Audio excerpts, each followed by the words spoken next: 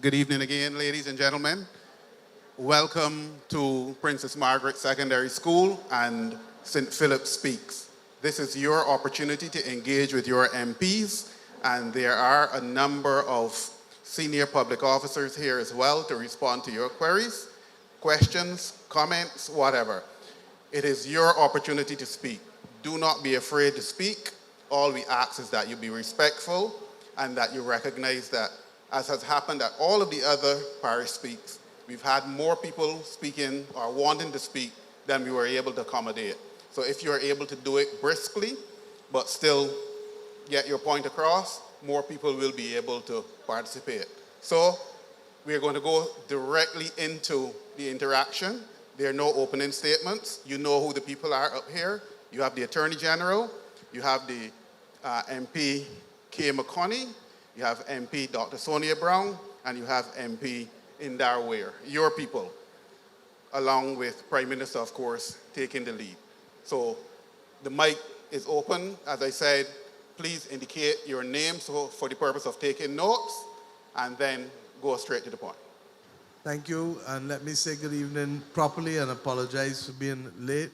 I was trying to resolve some issues that hopefully will be of benefit to some citizens. So I apologize again. And truthfully, I also started it thinking that the time was 6:30, which is normally the time. So I apologize to you. Thank you. Who's going to open the baton? Thank you for allowing me to come to St. Philip. This is a parish that I am happy to be in, and I've spent a lot of time in this hall as well.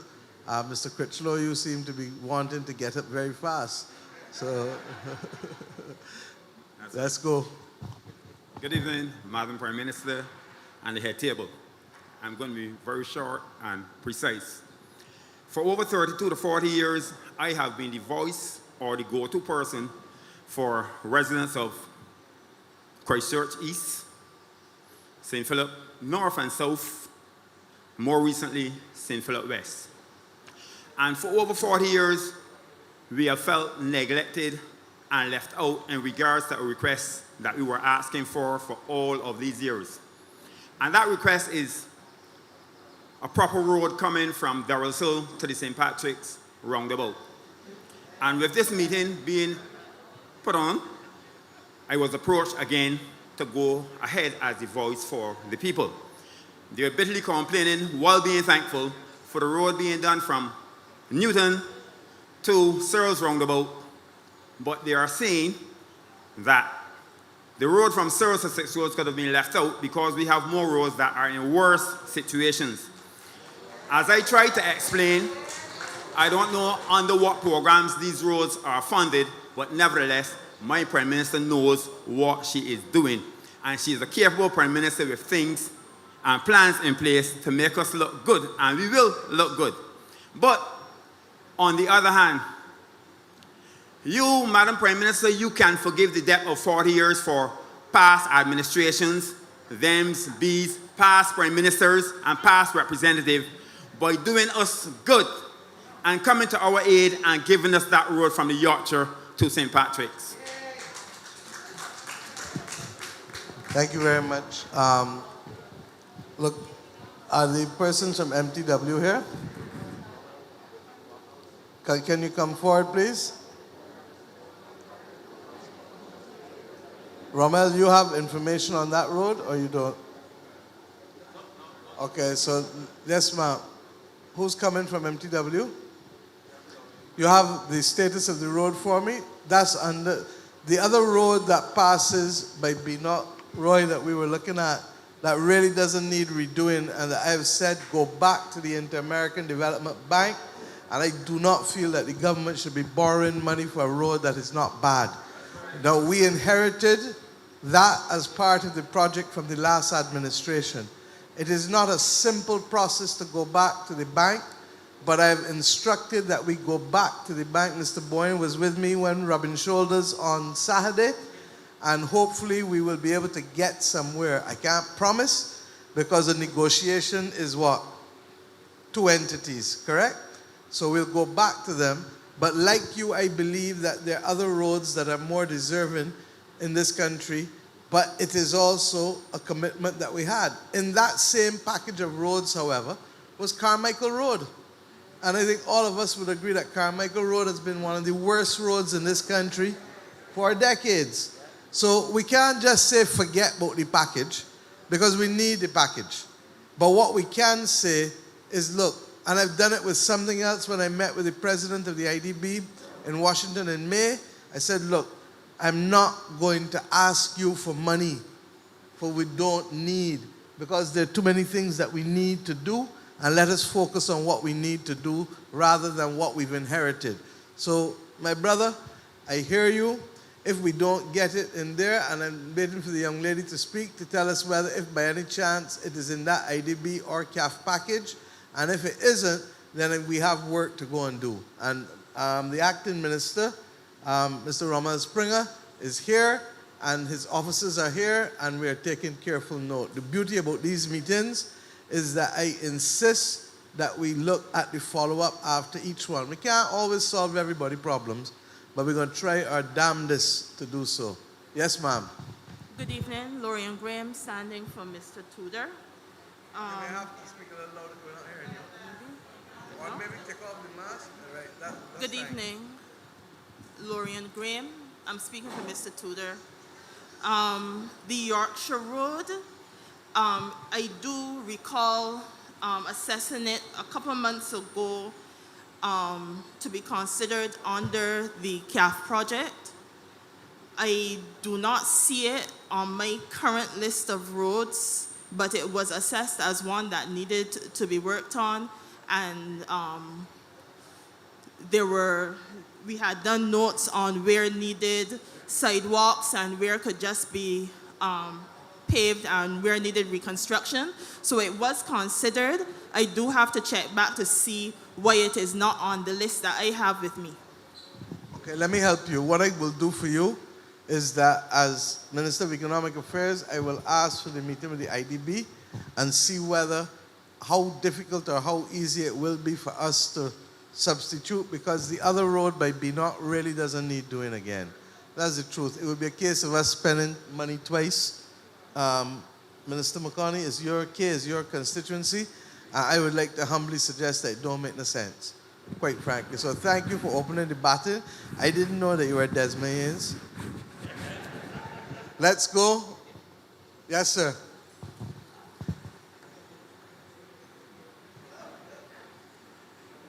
Good evening, one and all. My name is David Griffith.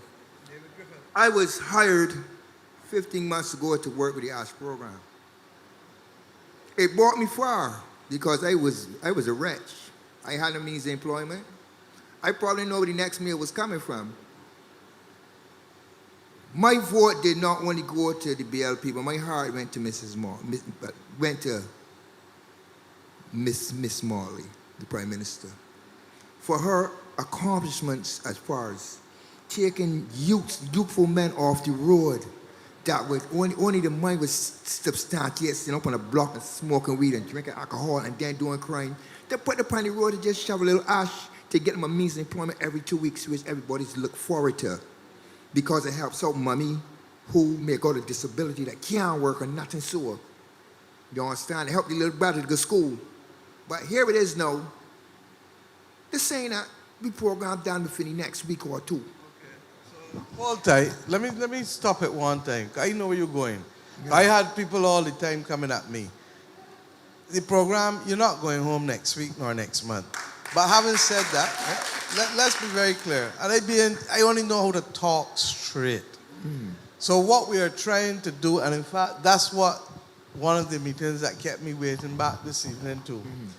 We have to build houses in this country, and we have to do some other things. So the ASH program workers, I'm trying to make sure that some stay, a few stay by MTW, because we're trying to do the village tenantry program, not through Jason, Mr. Boyd, but the equipment that we're buying to be able to put equipment at 6 depots, to be able to make sure, as I said at the last meeting, that if you're walking out, you don't stump your toe, or you don't go and walk out for 2 or 3 shoes to be able to get out. Because all these other pretty roads to the front, people who roads down inside the tenantry still ain't getting done. So that's one. 2, We're trying also to retrain a number of you to see how many can go in to, well, even before that, the Complant Road program, which should start soon. The last time I was here in a Parish Speaks, St. George Speaks, I think I just signed the Exim Bank loan, which will cause the roads all on the East Coast, Yes, ma'am. all of that to be done. And we're asking that the people who are some of the people from the ASH program who can be transitioned into that program, that we should do that. Correct? Okay. And thirdly, Yes, ma'am. there are some of you who can also be transitioned into house construction. Yes, ma'am. The government is about to launch, as I said, a major housing program. These people here will tell you that if you see me get vexed, it is because I feel that we should have had the housing fairs already. You got a house in Queen's Park, go and look at it. A different person every 20 minutes. You got a house in, what do you call the other place? In Lancaster, two houses, a 2-bedroom and a 3-bedroom. Go and look at it so we can expand the numbers building. We got a house in Britain's Hill. Go and look at it, the light gauge one. Because at the end of the day, here's what's going to happen. NHC, and Mr. Gill spoke at the last meeting, will and has been going through their list to see how many people are eligible who had their names down already on the NHC list for years. 2, some may say, I want, some may say, I'm not interested anymore. So you need to go through that. 3, those who work in government, you're the easiest to get mortgages. Why? Because we know that your employment is what? Secure once you're appointed. So that what we are trying to do between fixing the houses for Elsa, because we still got some people, Yes, ma'am. and the ones for the people who just want their own house, nurses, policemen, teachers, nursing assistants, you understand? Let us build the houses for the people. So it will require some training over the course of the next few weeks for those of you who have those skills and for those of you who can learn quick so that we transition out some of you. Why? Because you and I know that the ASH done. So we can't keep calling it the ASH program. No, we can't call it ASH program. You understand? So I we- got to find ways of making it a real thing and to give you that sense of pride so that you can keep working in that job and move from there to the next level, to the next level, to the next level. Because of COVID, I am fooling with her, it has taken longer to do a number of these things than we would have liked. When we said in April, first stop for us to check was the end of July. That's why you heard the rumor. Since this morning, I tell them, no, I am not sending home the people at this point in time. We have to finish the transitioning. You understand? Okay. Because we can't live so with one another in a country, the whole world tight. Tight. But what we're trying to do is to make enough room. It ain't gonna give us everything that we want, but let me at least cover people's basic needs. Yeah? Okay. So I want y'all to work. But the Deputy Prime Minister has had to go off on duty, business outside of the island. When she comes back, she and Minister, the Power Sec, Mr. Springer, will be looking and working with you. There's some among you too who actually have the capacity to work in other areas of government. Yes. So I've asked them to design a form that at least starts to tell us, look, you might say, I prefer to stand with the roads. You might say, no, I prefer to work with the houses. And that's one might say, no, I got a diploma in X and X in Y. I hear you need something in another area of government. You understand? So different people will have different, and we're going to take the time over the course of the next 2 to 3 months and work through week by week by week to see how we can place you. They got a number of private sector projects about to start too, and then by the end of the year up here in St. Philip, by end of year, early next year, because they had a COVID outbreak among the workers, so it may be pushed back a little bit. But you all can pass and see how fast the hotel coming up, and therefore that will open, Wyndham will open it up by Sam Lords by early next year. Right. And there are other properties that are opening up by the end of the year. Because this is what I'm saying, right? Because I love my job. It shows me a sense of responsibility, know that if the grass here, it got to come off the sidewalk here. Like the site might do for work because this is what is giving me bread and butter. You understand? We take it to heart. We call it beautification of Barbados now. This what we deal with.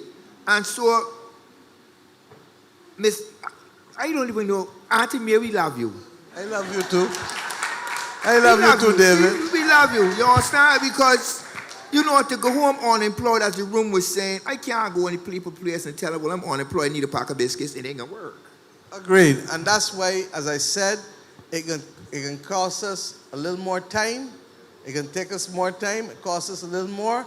But I've said, look, even if I have to restructure one or two projects and push them into next year, let us keep people eating in Barbados first. You understand? But I'm also realistic. If we just do it without building capacity, we will end up just like where the last government left us. And you don't want me to do that. We don't want that. So take my time. 1, what you want to do. 2, what your skills are. 3, if it isn't housing, it isn't roads, tell me, put other and tell me what it is. And then I will have a team of people going through and seeing how between the government and the private sector we can place as many people as possible and transition them. Because the truth is that Paul started it. Yeah. All right, so we good? Yeah, but you remember last time I spoke to you about the constituent up, so you know what you tell me? Man, give David a chance. No, give him a chance. The last time you spoke to me, I did the constituent when the Sam Lord bus is turned. You know what you tell me? I'm taking you off the road. That way, like you use a woman, your word. Take care.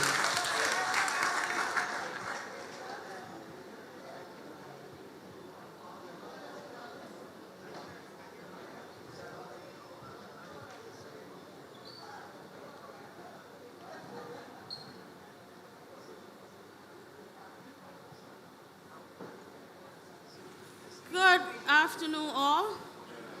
Name is Sylvia Brown Nels. Sorry, what's the name? Sylvia Brown Nels.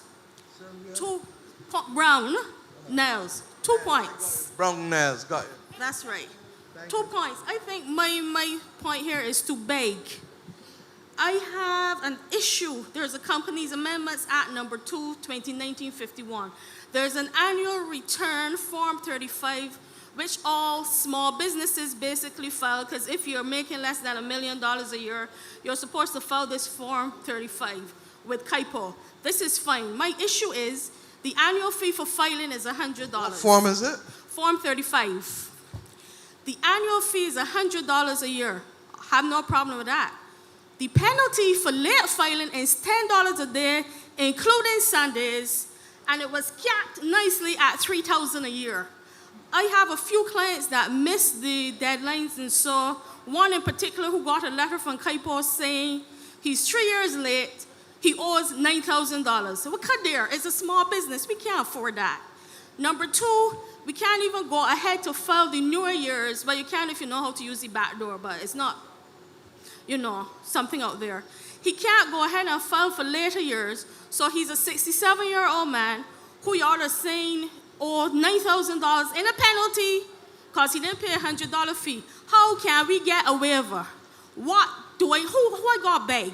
The law under Judy's taxes and other waivers does allow for anybody to apply for anything, but they will have to be considered. And the issue is, that's the point. And the issue is that he is but one of many. Yes. And he is just lucky to have you articulate his position. Yes. And that we, I think, had put the cap in place.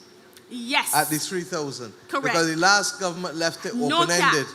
So that if you owed 9, he would probably have owed 27,000 or 30,000 now. Correct. Right. So, but what we're trying to tell you is that let me look back at it. Okay. Because similarly, we can't appear not to be effective because one of the reasons, and Dale can speak to it, he has been working for the last 4 years against the listings that Barbados has had both from the FATF and the OECD. And one of the things that they look for is this phrase, effectiveness. And if you appear to be doing something but it is not effective, you're going to still get slapped. And what is the implication of getting slapped and put on a list? that companies that want to do business with Barbados and that may be going to a bank from overseas, because in Europe they blacklist you, they say you need enhanced due diligence. What is enhanced due diligence? Additional measures to see whether you should do business with us. But most people and most banks will say, you see what? There is too little work coming from Barbados for us to be doing any enhanced due diligence, so just de-risk them and stop doing work with Barbados. Okay, question So that is a problem. Okay? Secondly, we have to then make sure that when we do it with the justice of the situation. But I suspect, no.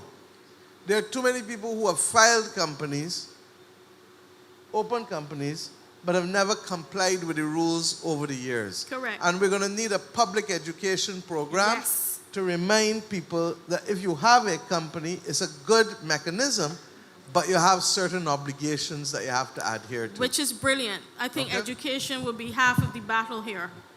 Point number 2, which is a little personal. I have a child who got an exhibition back in 2019. I still have not received her first scholarship payment yet, and she's in university, which means I had to cover it, and her mother is a broke person. What can I do? I've written to the... I see the Minister of Education is right here. I think, and what I've taken a deliberate, I've made a deliberate habit in these meetings not to have people embarrass themselves on individual issues. My personal assistant is not here today, but in her absence, where's Alex? But, and secondly, afterwards, Kay will see you and explain or investigate either which way as is appropriate. Would appreciate it. Thank you, my dear. Okay.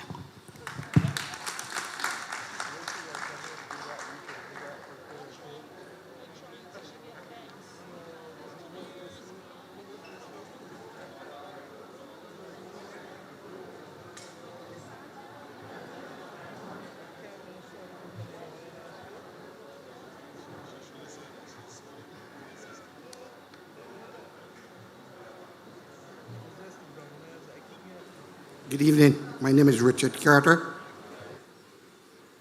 St. Philip West. And my issue here this evening is 3 phases. It's maintenance, it is trimming the trees, and it is a pavilion at Loaders.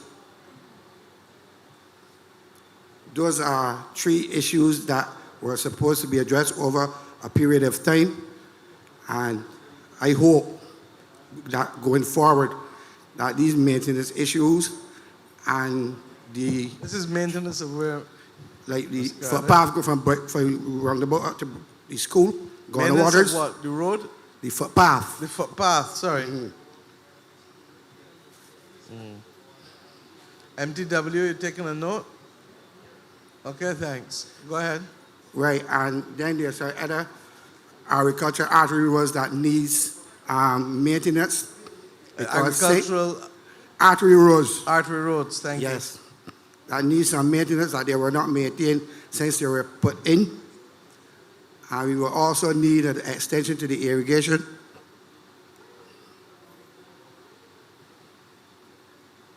And the trimming of trees. Okay, the trimming of trees is a general statement, so I assume that you have a list of areas where you feel that the trees need to be trimmed. Yes, ma'am. And let us look at that.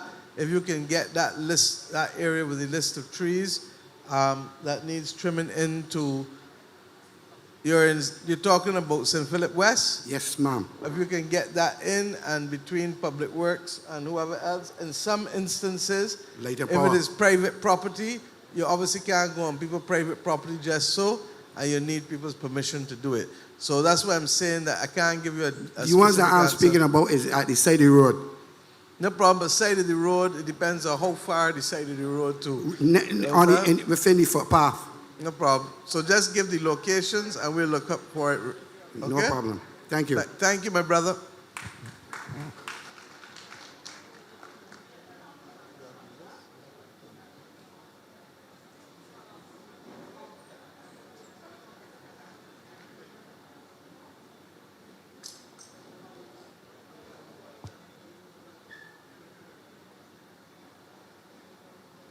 And Prime Minister, Yes, sir. you know this voice, I'm sure. This is John Goddard, Yes, sir. and I'm from St. Philip South. Good to see you, Mr. Goddard. Thank you. Good to see you too. How are you keeping? Poker, poker.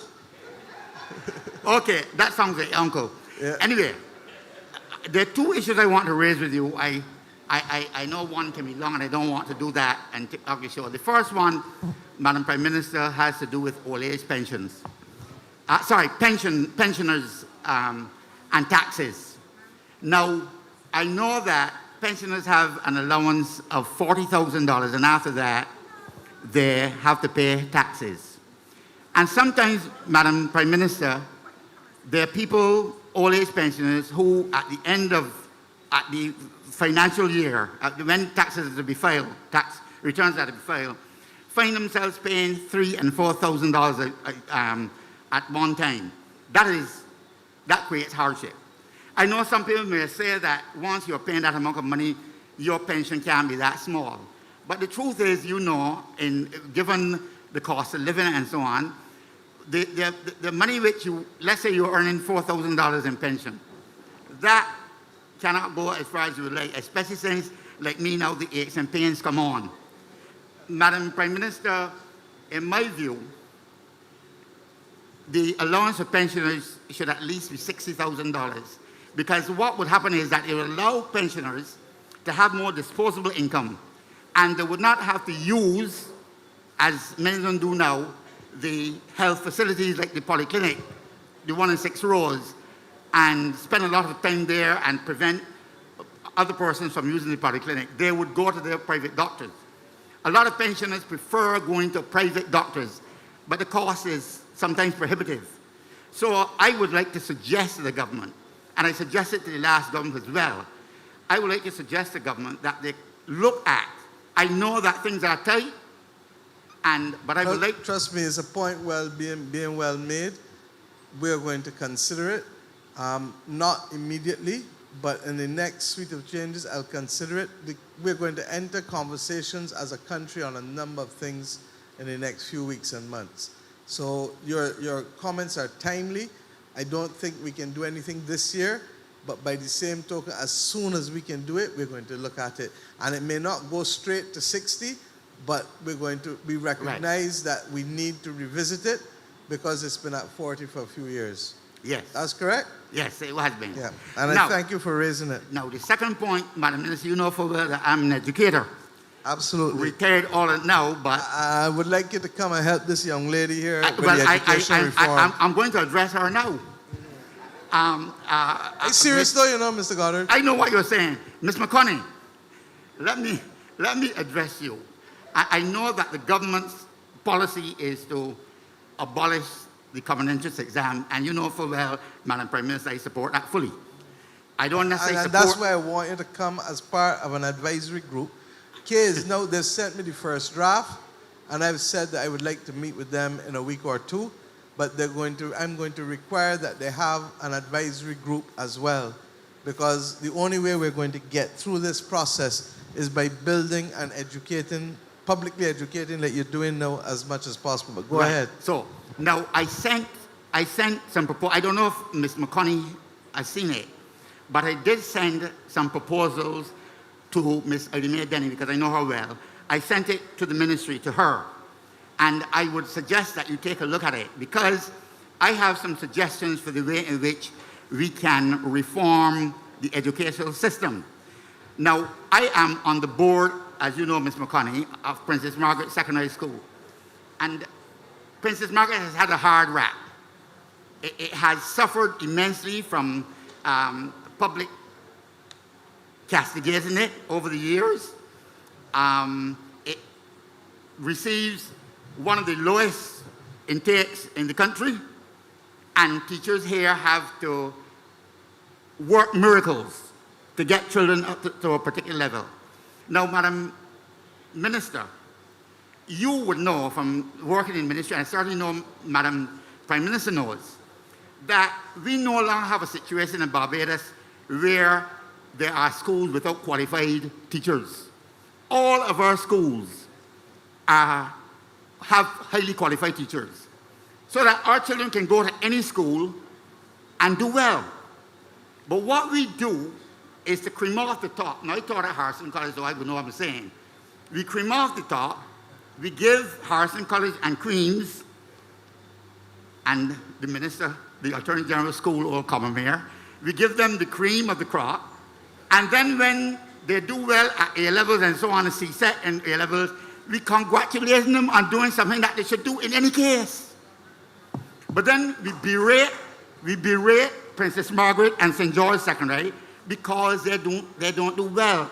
I heard somebody on brass tacks asking that results be published so they can see the schools that are doing well. You don't have to be an expert to know that Harrison College and Queens and St. Michael and Common Minister and even Foundation and the Lodge are likely to do better than some of the schools that we consider to be bad schools. This notion of good and bad schools, Prime Minister and Minister, are doing a lot, that notion is doing a lot of harm to people's children. A lot of children, I know for a fact that at this school, every year, children come here because they didn't want to come, but they are assigned here because of the marks that they scored. And they cry. Teachers have to comfort children every single year and encourage them to try no matter what. I am saying that that is an injustice which you, Prime Minister and Minister, you must rectify. It has to be that way. And with your help and others, we're going to start soon. Let me say that COVID hurt us a lot because COVID took 2 years out of these kinds of conversations. But I'm satisfied now we cannot wait any longer. Obviously, even when we announce the proposals, they will be the subject of town hall meetings all over the country like this because you're dealing with people's children. And people must understand that what we're trying to do is to make every school a top school. Because that's really what you just said. That you got a few at the top and you're just leaving the rest open to any and everything. Yeah. We can't continue like that. Secondly, we need to train people to be able not only to be good citizens, but also to be able to be capable of working and to have an idea of what they're going to be good at. And it is going to mean restructuring the school system at the secondary level in a major way. And that process, as I said, I'm ready to meet with the Ministry of Education now. They've sent me the draft paper. We're going to meet probably in a week or two, probably 2 weeks because of crop over next weekend. But it's going to need also a team of people, of advisory people like yourself and others who can speak with authority on what is the problem we are trying to fix. Because there's some people who say, well, the system don't need fixing. I have seen too many people in this country thrown by the side. I was education minister for 7 years. I'm going to let Kay speak and hopefully she will tell you why she is there because she has committed to making that change to give people in this country a chance. The same chance that she had. The same chance that many others have had. And what hurts me, I look up at that board and I see names of people who have represented this country at the highest level. And they came to school here at Princess Margaret. Trevor Clark, David Eswick. Have some pain. You understand? Yeah. And I'm saying to you that what we are fighting is a mental mindset. So I can't change, or you can't change a mental mindset overnight, but we can change the system. And we can make the system more responsive and more effective to be able to do the things.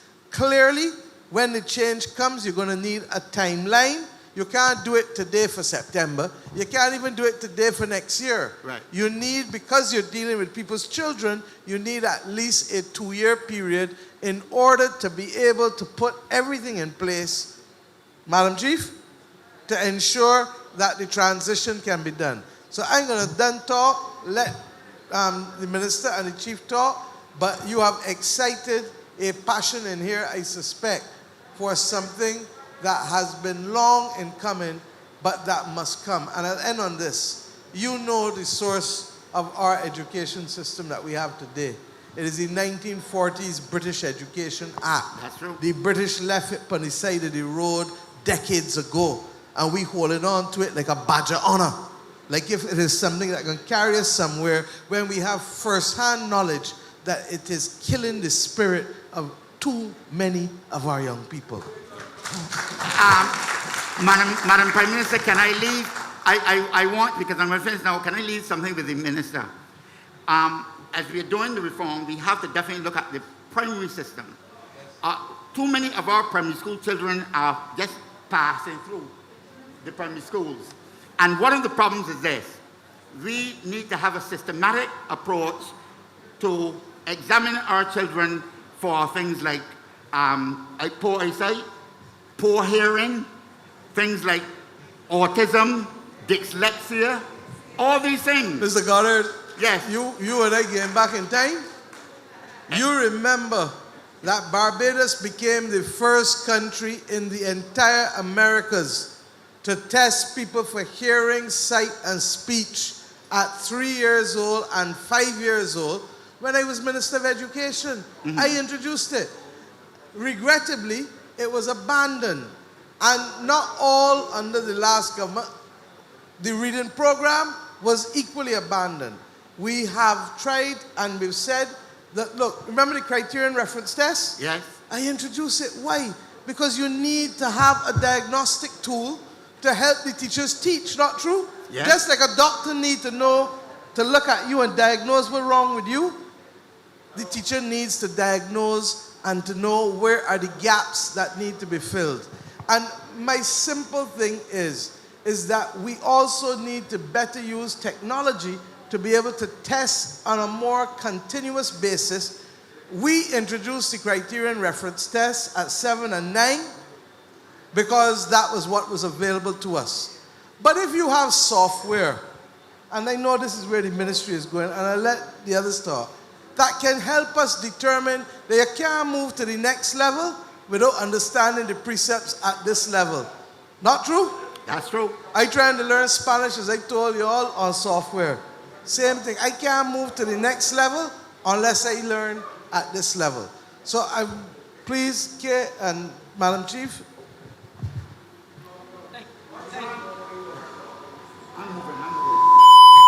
I'm going to beg for Mr. Goddard a little bit because this is a critical conversation, not just for the country, but for the people who actually attend this school. Thank you, Prime Minister. And thank you, Mr. Goddard, for the question that you raised. I think the Prime Minister did an excellent job of laying the foundation, and as she has said, we have already sent the preliminary paper on reform, and she has to look at it, and then she will meet with us in the next couple of weeks. One of the things that we have to understand is that the system that have worked for some has not worked for all. And it is our intention to make sure that through this reform, we are able to make the education system work for as many people as it possibly can. Many people are good at different things, yet still we have only allowed the academic side of things to reign. We have used the common entrance exam as the only assessment tool to determine how they will matriculate. We have to look at different ways of assessing that will allow us to be able to place them where they are best. You heard the Prime Minister speak about the fact that there are people who learn differently, they have different interests, they have different intelligences. Whether it relates to music, whether it relates to sports, whether it relates to spatial things, people who are good with their hands, etc. However, our system does not celebrate every different type of intelligence there is. We hold on the side of academics. We recognize, therefore, that the reform that has to happen does not only have to happen as it relates to the structure of the system, how people move from primary to secondary, but we recognize that we also have to look at reforming the curriculum. Because the curriculum that we have used before does not necessarily put them in the best place to succeed in the world in which we are living, and that is continuing to emerge. We recognize that we have to place some emphasis in this reform on teachers, the quality of our teachers and their instruction.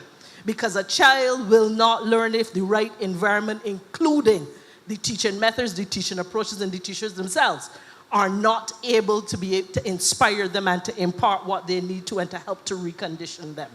We recognize, you heard the Prime Minister speak about the fact that the environment of the school, the technologies that we use, giving them access to technologies.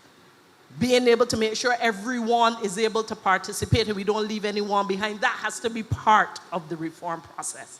So when we are talking about reform, we're not just talking about restructuring the system.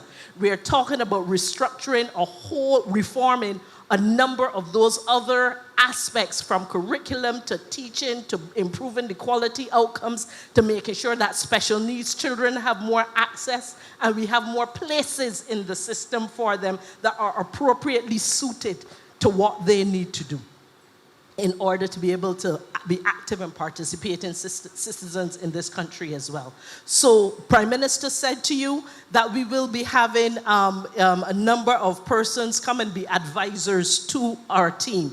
We recognize we have to have advice as it relates to assessment. We have to have advice on how we will transition teachers as we start to restructure those systems. We have to have advice on the Education Act itself that is so far outdated. We have to have advice on curriculum. We have to have advice on a number of different areas. So I know, and I thank all of those persons who have offered their resources to the ministry to support us. We will be reaching out to many of you. And not only those people who are experts like yourself, sir, but as we go from parish to parish to parish to parish, once the Prime Minister and the Cabinet has done what it needs to do, we will make sure that the input that we get, not only from the experts, but from the parents and all of those who are impacted by this, that we take that into consideration as we seek to reform the entire system.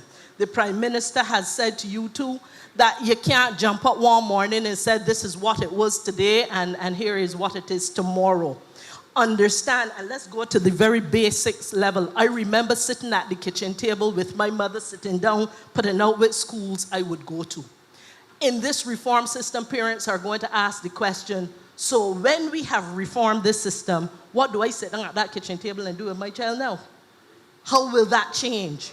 What will we be thinking about that is different? And so all of that education will also have to happen before we can make the transition. So it isn't just changing the system.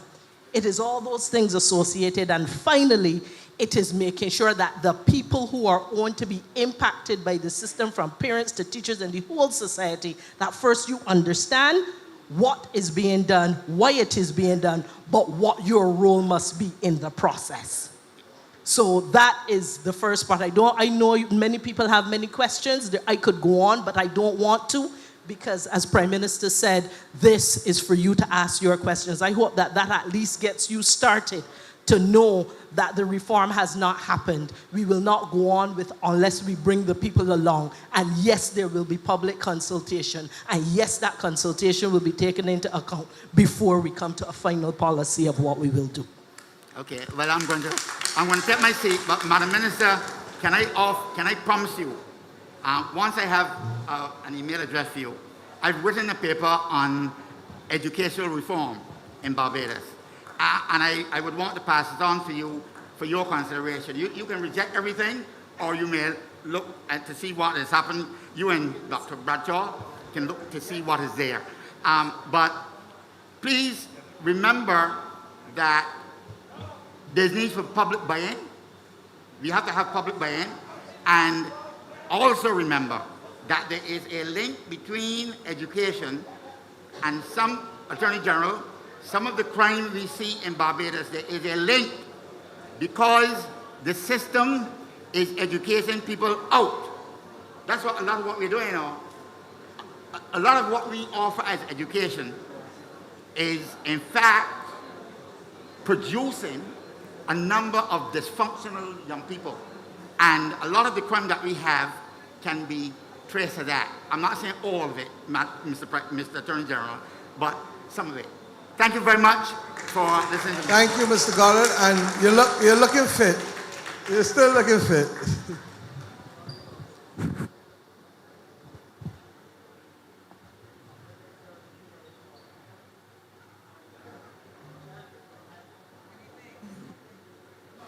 Good evening, Prime Minister, and a special good evening to the Minister of Education and the Chief. Good evening, all. Madam Prime Minister, I am still thrilled to say Madam Prime Minister in a Bajan context. I came this evening because I wanted to talk to you before you left office. We know it's two terms. We know there's a lot that you wanted to do that you weren't able to do. But there's one thing that I want you to do before you leave office. Name again, sorry? What's your name again? Oh, Daria Cave, sorry. Thank you. Daria Cave. Michelle Cave, too, the minister. Madam Prime Minister, it's summertime. The children are out of the structured, the protective school environment. I wrote some notes so that I wouldn't forget anything that I wanted to say. Take your time. Now, you've appropriately seen to ensuring the children are going to be fed. And we thank you for that. There's something I contend that children need more than food. Odd thing to say, I know. I contend that children, to grow into useful, participating citizens, need hurdles that they have to climb over. They have to jump over. They have to fail and then succeed and succeed. They have to fail many times before they succeed. There's a need I would suggest, in every human being to figure out risk, to accomplish something they didn't know they could do before. We don't have a lot of that in school. We try to protect them, right? We try to protect them physically. We try to protect them emotionally. I would like to suggest, on top of the camps for swimming, for sailing, even for surfing,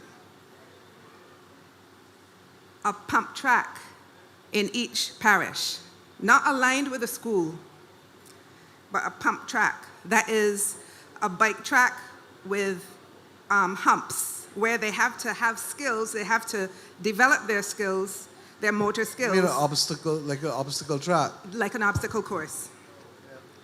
In this way, children can figure themselves out, they can figure out what they're capable of. And I think that at the end of all of that, especially in summertime, I think that this skill that they're building will serve them in what we want to create as the Barbadian of the future. Now, I know that there's a fear some have of exposing children to risk. I know that. But I think in controlled ways, we can help them grow into adults that we are proud of, that they are proud of, and they're proud to be. Now, regarding the building of the pump track, it can be easily made with a bobcat and those heavy rolly things placed around the periphery of any pasture. Now, I'm suggesting we start with St. Martin's pasture, a 7-foot periphery can make the pasture, retain the multipurpose nature of the pasture. Now, this didn't come out of my head. This is research that has been implemented in Singapore, in Sweden, in Finland, in Norway. So I've spoken to Neil Murrell at the Sports Council. I've spoken to Minister Griffith, and they all like the idea. But I have a feeling that there's something keeping them back. And I am sure with the permission and the resources for these children that we can absolutely get this done. If you give me the permission and the resources, I will definitely get it done. Okay, well, I'm sure that Mr. Merle is here and he wants to speak. Come, sir.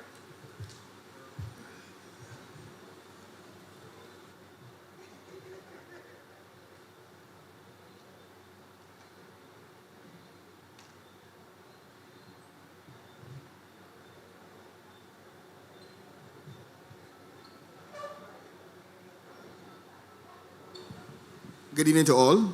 And this is the first time I'm meeting Ms. Cave after our many conversations, and I just want to allay her fears. Only last week, we went to Featherbed Lane in St. John by Ms. Hines, and I rode on a pump track. I can show you the video. And just this morning, we went by St. Martin's. I had another meeting with Ms. Wilcher up there to lay some palm trees out there. And myself and my technical officer, we looked at the area for the pump track. So you will get your pump track at St. Martin's, and we have identified another area at King George V Memorial Park.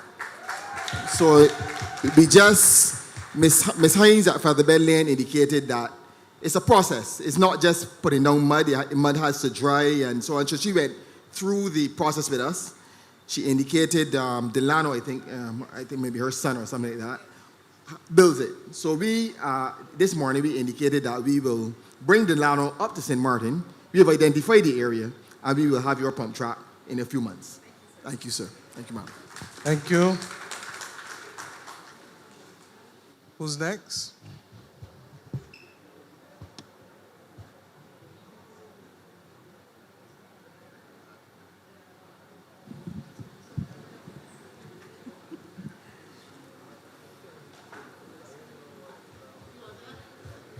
Good evening to all. My name Good evening, ma'am. Thank you. My name is Sonia Nichols. I am a resident of Jamesway Park. I have been asked by the neighborhood watch group to inform the representative, the Honorable Mr. Ware, of the need for road repairs. Our roads are in very bad condition. We are of the opinion that they need to be resurfaced, and at least the potholes that exist should have been filled like yesterday. So we are asking for your urgent attention with respect to Jamesway Park. Nothing has been done with the road since the development of that area around 1980 or so.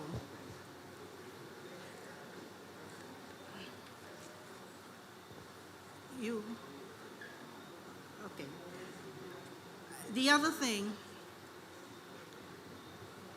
I am a little confused, and I think in his capacity now as Minister of Agriculture, and maybe the Prime Minister who has the entire cabinet, and I know who has spoken recently, both of you have given little tidbits recently with respect to the sugar industry. And where I am presently employed, BAMC. Now, I first want to establish if BAMC is a private company limited, or if it is an SOE, as I am now here being referred to. Which one of the two? State-owned enterprise, but it's a limited liability company, I believe. But it's a state-owned enterprise. In other words, SOE only means that the government is the shareholder. Thank you. Now, here is a big question. Is there any possibility, there are some of us who are very close to retirement at age 65, and there are some who would be going maybe within the next 2 years. Those of us in that group, we want to know if there is any consideration at all for retirement to be extended to age 67. As it is the new retirement age.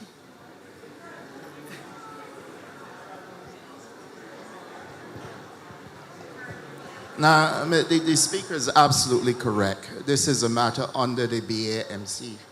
The BAMC has a cutoff One meeting, of please. 65, One meeting. 65 years, and I've already discussed it with Ambassador Clyde Maskell, and we're looking at changing the age. But BAMC is being transitioned now into a company that would have ownership by the private sector. And therefore, all of those matters are going to be addressed when we do the transitioning of the BAMC. BAMC has been in operation for a while and dependent heavily on government financing. There's a whole set of work that we have to do. We have just received the report from the consultants. We are still in the process of discussing it.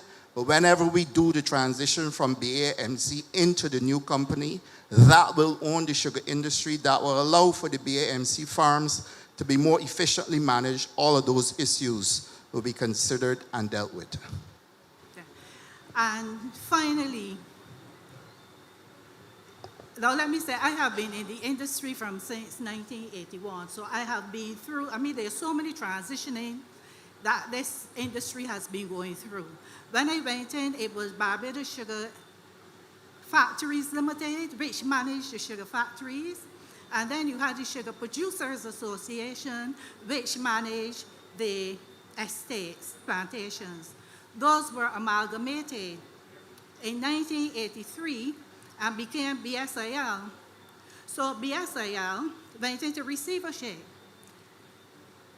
Then it was turned back over from the receivership to BSIL, which became defunct as it operated then. All of this time, governments have been pumping money into a company, and every time there have been so many consultations, reports. To be honest with you, I became so frustrated. So I am hoping, yes, I overheard that there were recent consultations or something like that. I don't know the extent. I'm not operating where I used to operate before, but I'm hoping that something will be done. Now, coming to the Prime Minister to congratulate her on this. Do that. Let me put my 2 cents worth on that too. I empathize with you because your clear description of the journey of the sugar industry over the last 40 years has been nothing other than torturous. And Barbados now has perhaps the worst performing sugar industry in the world in terms of costs. And we can't continue. And we have to confront it and face our future and fix it. What we are hoping, as you would know, a sugar factory operates, 3 months a year? But we now operate in a world where we recognize a sugar factory is really nothing but a power factory. And therefore, what other feedstock, because Barbados only has 1 crop a year, there's some countries that have 2 crops, etc. What other feedstock can we use in order to turn a 3-month power factory into a 12-month power factory?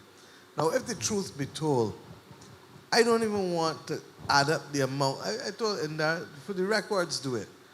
But the hundreds of millions of dollars that we have pumped into the sugar industry in this country, still to end up being among the worst performing industries in the world is unacceptable. And when I hear me say that, I feel as though this government is Electrolux, you now understand what I mean. Because all we're doing is trying to clean up, clean up, clean up.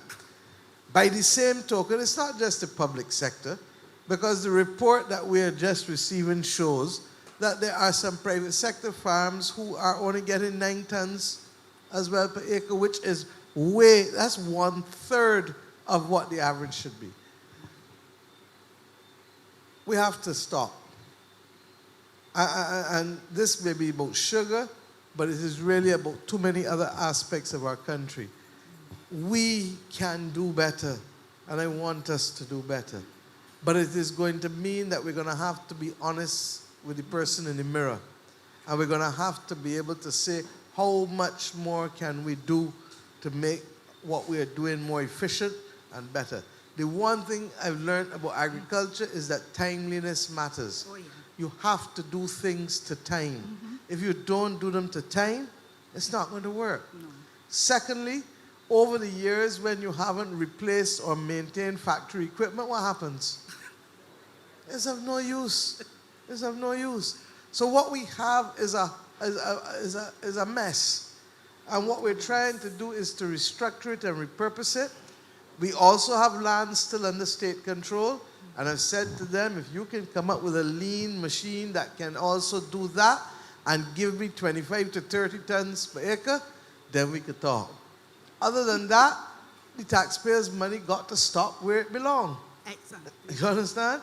And why do we need a sugar industry, for those of you who want to say, well, just walk away from it? The truth is that Barbados needs some kind of grass crop to help bind the soil and to help us also rotate with the vegetables and root crops that we need to feed ourselves. And we now know that food security must be at the top of our list. Because the day that that ship stopped coming, what are you going to do? Last week when we were meeting with the Chamber of Commerce, I asked people, what's big grain rice? A lot of people don't know what how many people here know what big grain rice is? It's sweet potato, but it seems to be like the minority in here know. So I hear you. We feel the pain, we feel the issues, but I want you to know, and all I've asked of the minister, like I've asked of all other ministers, let us talk through the issues with people. Let us find a plan. Let us work and fix, and let us be straight with people, because we're dealing with people's lives in every instance. So I thank you for that and for raising it. The truth is that we also have to do some rationalization of the Barbados Agricultural Credit Trust. That was the entity that took a lot of the plantations, as you know, and the lands that were indebted to the old, well, ultimately it was the Barbados National Bank, but before that it was the Agricultural Bank, etc. And we're trying to work out how we can do and bring that to closure. Mr. Thompson set that up 30 years ago, but it was intended to be set up for a purpose and then worked his way out. We haven't reached that point. So I've insisted to Minister Ware that we are going to get it cleaned up. Why? Because for every dollar we spend there, it's a dollar less that we spend on education and healthcare and road works and other critical things. Thank you. Thank you, ma'am. This is the final point I wanted to make when I said I wanted to congratulate you. I've heard you in the media speaking and being adamant with respect to the funding of the industry, the company in particular. And I congratulate you because there are others before you, whether it was a B or a DLP administration, that should have taken the step that you have taken firmly and boldly. For too long, it was just an upside-down funnel. Okay, it paid me, yes, but thank you for your frankness too. Yes, and yes, this is for final point. This is what I want to say. You say that, in other words, monies can be spent in education, and this will be now coming to the Honorable Doctor.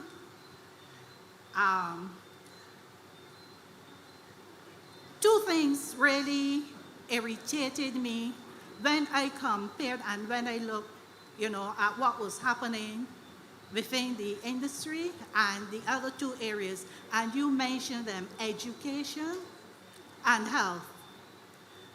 I had two very bad experiences. And I was a pain patient. My husband was a pain patient at QE. And when I realized the shortcomings, when doctors say they didn't have this or that to work with, it was very hurtful. And again, it comes back to my mind, why can't somebody stop throwing money into this place and put some money, at least in my situation, into health. I thank you. Thank you for your frankness, Ms. Nichols. Thank you very much.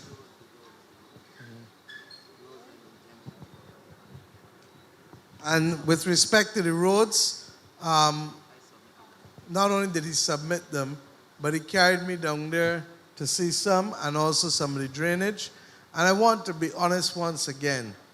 The state of the roads that we inherited was awful because we didn't do a lot of road work in this country for years.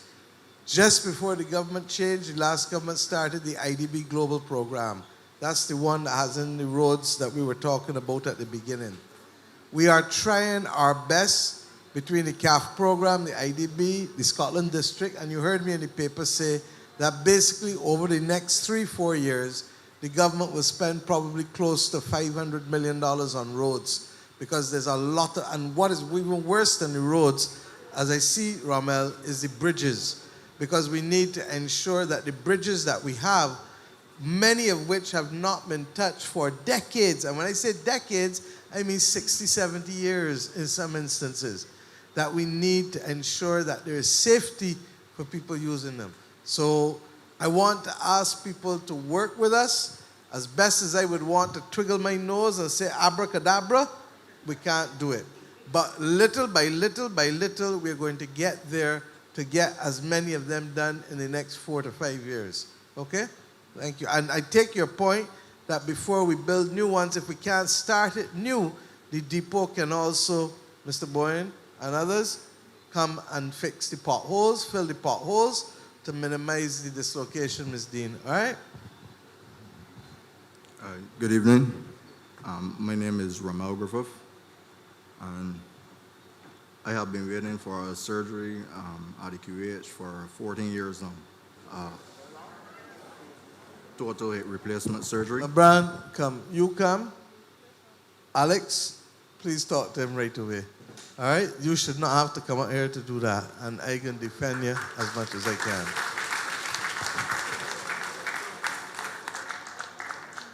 He said 14 years, right? He said? Thank you.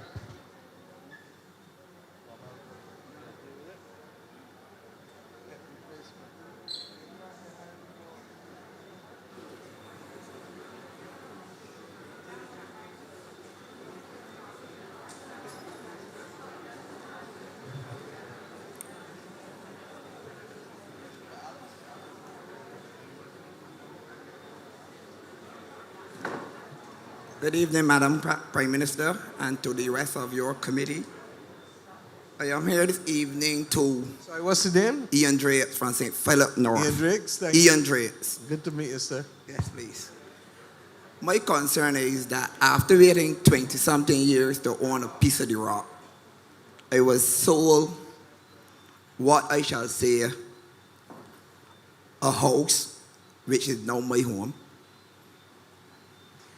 And with your vision as an opposition leader at the then 2018, walking through Carpenter Glade and Parshland, you have identified every single problem that the residents in Carpenter Glade is being affected by right now. The broken tile, the tiles being blown, pipes inside the wall and bursting daily.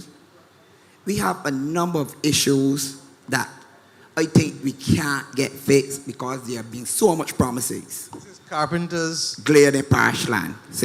That's the houses that was left. Yes, please. Lock up for about 6-7 years. And you foresee all the problems that we, the residents, is having right now. We had a meeting with the Honorable Sonia Brown and the then Minister of Housing, Dr. William Duguid. And he reassured us, the residents, that he is going to have these problems rectified. Let me say that we had a meeting with, may he rest in soul, Mr. Alain, the then General Manager at Housing, but he passed away, so I guess some of our issues passed away with him. We also had a foreman or superintendent up there who started to assist us in our falls. It so happens that he was so good, they shifted him. Huh? I was living there from 2019. When I first moved in my house, it was nice and pretty. You know, you're glad to move in a house. You're happy. You got your children, you feel good, and you move to this house. But you know, whole and behold, after 3 months, I came home one day, and the rain was falling, and the house was closed up, but still open. The rain was pouring inside the house, and up to today, it is still pouring in my house. I was told that we're going to have, mind you, Mr. Duguid set up meetings with one of his officers for housing, and every week, religiously, we just have a Wednesday meeting dealing with the issue. This is the list. This is the list from the residents. And there are more now because there are more residents moving. But then in 2020, this was the list. I have the list. I have the letter from Mr. Duguid. Mind you, I came home. Children went to school, came home, vacation came, which is around December. When they went back for children's school, mold on the children's school shoes. So I had to go buy more school shoes. Mind you, it's been hard. You ain't gonna sit more. Minister of Housing, Mr. Sutherland, can you please meet with Mr. Drakes and have your people at NHC follow up? This, Madam, I want to say this, and you referred to the fact that I predicted this, and I didn't predict it to say that I told you so, but it don't take a Solomon to know that you can't keep a house locked up for 6 or 7 years in the hot sun. It's just not going to thing. And the bottom line is that it is all of these things that we're cleaning up now, and there's only so much that we have to do what we need to do. So I really would like us, and I'd like Dwight meet with them, send a report to us at Cabinet, let us see what the issues are.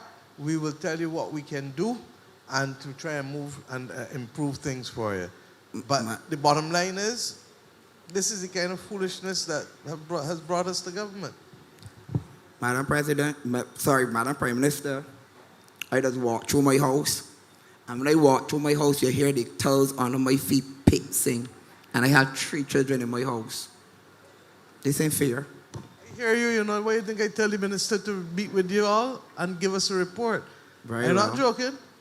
But I've been hearing such things over and over. You never talked to me to... that way come today. Madam Prime Minister, that way come today. And the minister is there, and in fairness, he has to rely on his officers. He will work with them, meet with you all. He understands the issues. Okay, just 1 or 2 more points, please. We have been... And I assume that there's a representative body or a few of you who can meet to represent the others.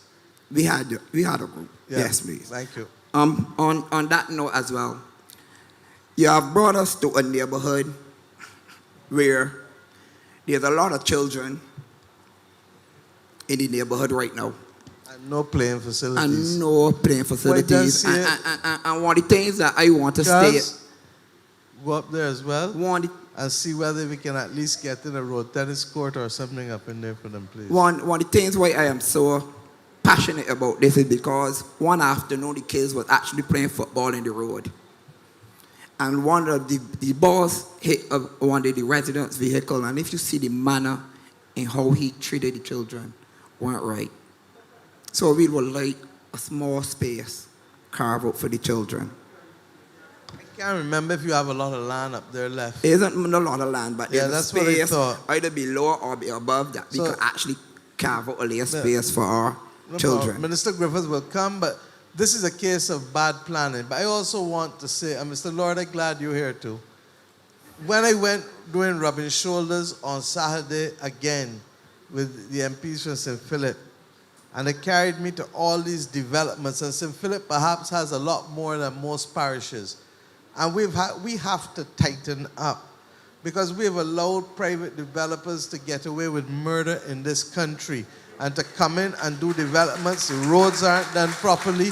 They put people houses in flood areas, all kinds of madness. And that's why people may sometimes get a little anxious and think with town planning, but there's a reason for planners like Mr. Lord and the ones in the planning department, because we need to make sure that you're not only building, but you're building safely and you're building wisely. And that if you have obligations that to be able to deal with the development, you need to have a playing area in every development. Because at the end of the day, the devil finds what? So that unless you have, when I was Attorney General, they would tell you, and he continued it, and that's why Charles and them also are finishing the lighting program that Dwight started.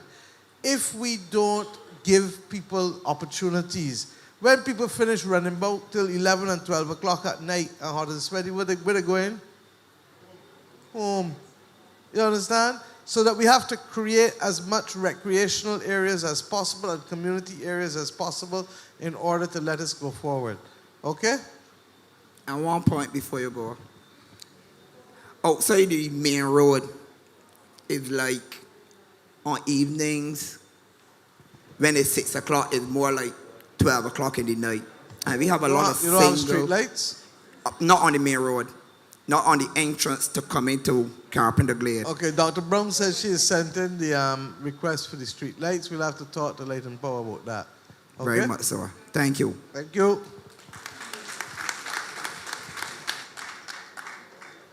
This is Nikolai coming.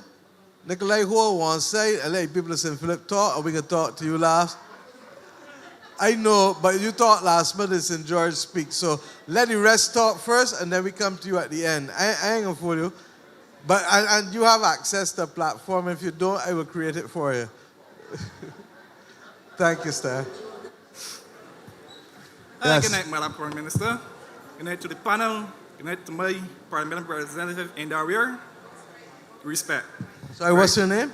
My name is Andre Petit, and I'm here to discuss maritime transportation problems, and I'm here to discuss in terms of solving the issue of maritime transportation. Okay, I'm the founder and CEO of Azalea Ferries Limited. I'm here to talk about the maritime transportation problems facing the Caribbean region and offer a solution by starting a brand new ferry service to operate in the Caribbean region from North, Central, and Southern Caribbean. My company, Azalea Ferries Limited, will be looking to transport both passengers and specialized roll-on, roll-off containers or cargo using high-speed fast ferries of the catamaran design. Azalea Ferries will be looking to operate to the islands of Northern Caribbean, which are Puerto Rico, Dominican Republic, Haiti, Jamaica, and Cuba. Central Caribbean, Dominica, Guadeloupe, Montserrat, St. Kitts and Nevis, and Antigua.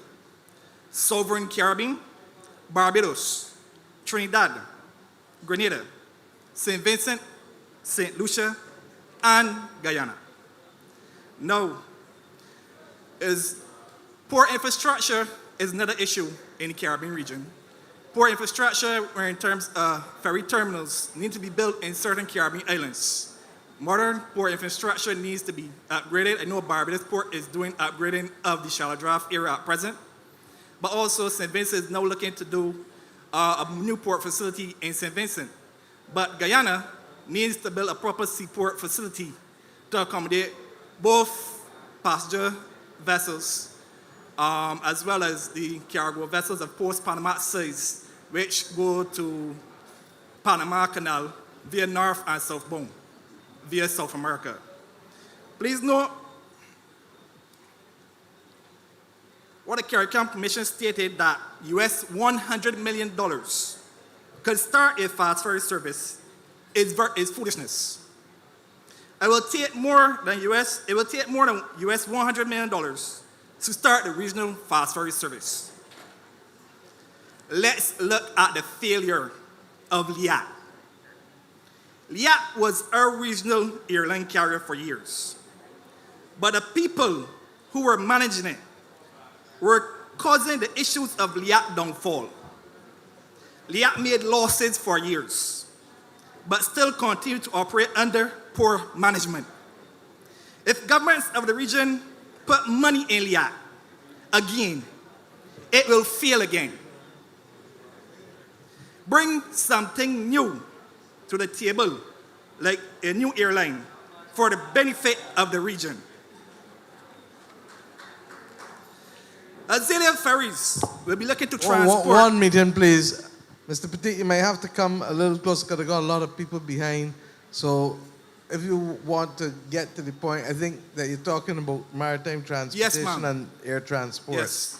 What's the core of the point you want to make? I'm trying to bring all these points here first, and then I will finish. That's the background knowledge. So just ask me the question or tell me what you want to say as the core of the point. But I came here with a plan. So you want to write us, and I'm going to ask Mr. Morris, who is my Director of Citizen Engagement, and if you can write us and we can follow through and advise. I already wrote to Madam Prime Minister. But this is in respect of wanting to do what with the ferry or LIAT? I have already written at you. I got in the response. Three was supposed to get a meeting with the three persons, Minister of Tourism, Minister of Finance. So we need to follow up with the people that we asked to meet with you. Well, nobody responded. Okay, so no problem. I hear you. Mr. Morris will follow up, but you have a proposal that has been sent in to them that they can do an analysis of? If I have a proposal? Yeah, if you have one. I send the information to your ministry already. No problem. So all I'm saying, I get 1,000 letters every month. Okay. You understand? So I can't remember each one. All right. And that's why I have a Director of Citizen Engagement, and I will make sure that if we had passed it on to another ministry to have conversations with you, to make sure that they can follow through, Mr. Morris. Yeah? Okay. That's fair? Understood. But I have one more point before I go. No problem. This point goes out to my minister in Darwin. Okay? The steps at Phobia Beach, by where Pure Beach Resort was to get built under the DLP administration. The handrails are rusting out and needs to be repaired, which means the handrails down bottom, where the handrails are. They needs to be repaired and painted, and there's an old grape tree that is dead and is in need of cutting with a chainsaw because it's hanging over the handrails. Get a welder to repair the handrails and also get a community group or get persons doing community service to paint the handrails at Phobia Beach, aka 120 steps. Okay? Thank you. Thank you, sir. And don't go, Mr. Petit. Roy, Mr. Petit, come forward and just meet with Mr. Morris to get the contact number for you. Okay? Thanks a million.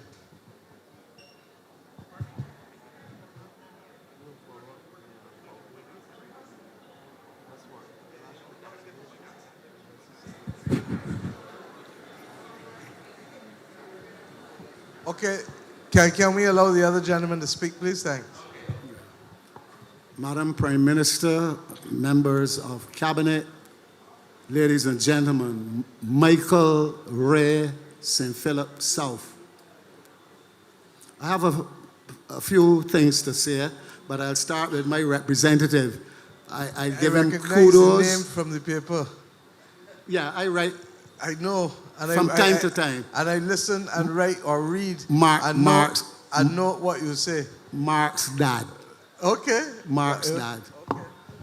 I want to give kudos to my representative for being, I believe, part of the movement to get the sugar industry off the backs of taxpayers. I know that you would be part of that.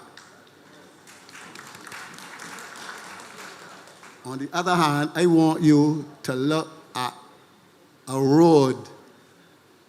It costs a lot of money. From Curtains up to Crane, on the left-hand side going up, you got to drive on the right-hand side, not to burst a tire or damage more of your left side shocks. Anybody from St. Philip South would know that. I travel it every day. Beg the minister responsible for road works to deal with that. Mr. Springer is here. You want to respond to that? I see you taking the mic. No. Oh, okay. I'm All saying, right. I'm saying, Mr. Ray, that the officers from Ministry of Public Works are here, so that they will also take a note of it, as have I. I am very Okay? proud of that. I am Thank you. very glad that they're here. So I wouldn't have to go to Mark's or to Spears, although he would like the money, and the other guy down at 6 Roads.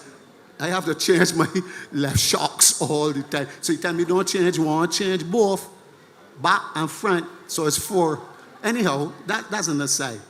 But seriously now, I want to look at foreign direct investment. I have about 3 things, and in the interest of time, I will be very brief.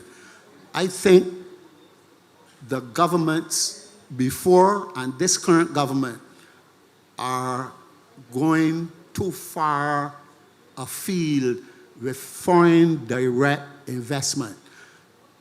They should facilitate local people, wherever possible, to be engaged in things like the cave. I am sorry to know that Jamaicans, I know they got all the expertise, but I feel there are local people, and if we are all together in it, we need to bring all together as part of, in other words, let us lift ourselves up by our own bootstraps, rather than bringing people from outside, and we have people who you come and ask for a vote. So why don't overemphasize it? I understand foreign direct investment and foreign currency, yes, but let us have a balance. That's actually not the reason why. In many instances, and we're going to hear us talk about it more and more, part of the difficulty is that in some instances there is a deficit in terms of capacity, not just money, because if you notice the government's policy on investment, who have I come to first? Who has the government come to first? On the renewable energy with the photovoltaic panels, who we coming to first? Bajans, owner-occupied houses, give you a chance to earn the passive income instead of just allowing lumpy investment from overseas. 2, the boss bonds that we announced, plus again on the weekend. Bottom line, we're going to borrow the money because we need to borrow the money to finance the deficit. But we can go, as the AG will tell you, regionally, and we can go internationally. But why should we go and give them 4 and 5% return on money when we can offer to you here in Barbados, who getting 0.01%, that opportunity to participate in those bonds and to let you help build your country? Here is the difficulty. I get you, Mr. Ray, because as I say, I am an ardent follower of your letters in the paper. It's a hard thing to bear, but we have capacity issues in the country. And it's largely because we have not necessarily been growing. We can't do everything that we want to do, so that sometimes you have to open up and let others come in and also assist. In some instances, and I think in that particular instance with the cave, there was an opportunity for them to have investment from the credit unions and others in there. The benefit of the entity who is doing it is that they have a slew of other investments across the region and the marketing capacity for it. We're not going to be able to keep all things for ourselves because no island can cut off from the rest of the world. But at the same time, we are putting Barbadians first in as many areas as possible. We also recognize that the country has a serious problem, and the National Population Commission report will come out shortly. In 1950, we had twice the population of Bahamas and Belize, more than twice. We were about 200,000 odd, and they were much below. They were about 80-something thousand. Do you know that both countries today have 400,000 people, and we're struggling to get 290? So that part of the difficulty is we have perfected, we did exceptionally well at family planning. Barbados do better at family planning more than any other country in the Americas from the 50s. We also had migration and people going out. And a lot of the skill set that you may think that is naturally available here, regrettably, sir, is not available in the way that we would need it, especially in a modern Barbados. There are admittedly a lot of people in skills in one particular area, but then you have gaps in another area. And we have to do a far better job of smoothing out the labor market and making sure that we are training people for the areas and deficiencies in which we need them. If we don't have them, that is when we bring them in. Okay? I don't want to belabor the point. All I am saying is we need to have a balance. We need it. I agree with you on the balance. Right. And that's why, That's why I said to you, I gave you those examples. But I understand, ma'am. And on the renewable energy one, just for the benefit of everybody else, I know of no other country in the world that has said to its people, take the renewable energy first before we bring in large people with large investments. So we've carved that out for our people first in terms of the quantum before we bring the others. Yes, and Ma'am, I understand what you're saying. I hope you understand my perspective. There are tens of thousands of people, residential people, who, I shouldn't say by right or whatever, but should have PV panels on their roofs. That's what we're offering them that's now. it. That's all. And we're offering that now. Well, we agreed on that. There's no other country in the world that is saying that as of right, give you that. And in fact, you will soon see this roll out with people not having, because if we had to take 50,000 applications, it would take how long to go through them? So what they're trying to do is to show people what the standards are, and you comply. If you comply with the standards, you go ahead. Yeah. All right. I'm speaking now for old people like me. Old people, people reverse mortgages. I hear some of my friends, some older than me, some who are bankers, and I ask, why can't a man who had a 25-year mortgage, who is paid for it, retired, asset rich, but cash poor, why does the Ministry of Finance don't have a chat with the banks and the insurance companies and the other financial institutions and say, look, if my house is valued at $300,000, you want to give me a little $30,000 and let my children and grandchildren, who will be the beneficiaries, put that in there. Why is it so difficult for these things to happen? I, like you, support it. But Thank it you. is not straightforward. I hope I see some movement on it. No, I'm also telling you it's not straightforward.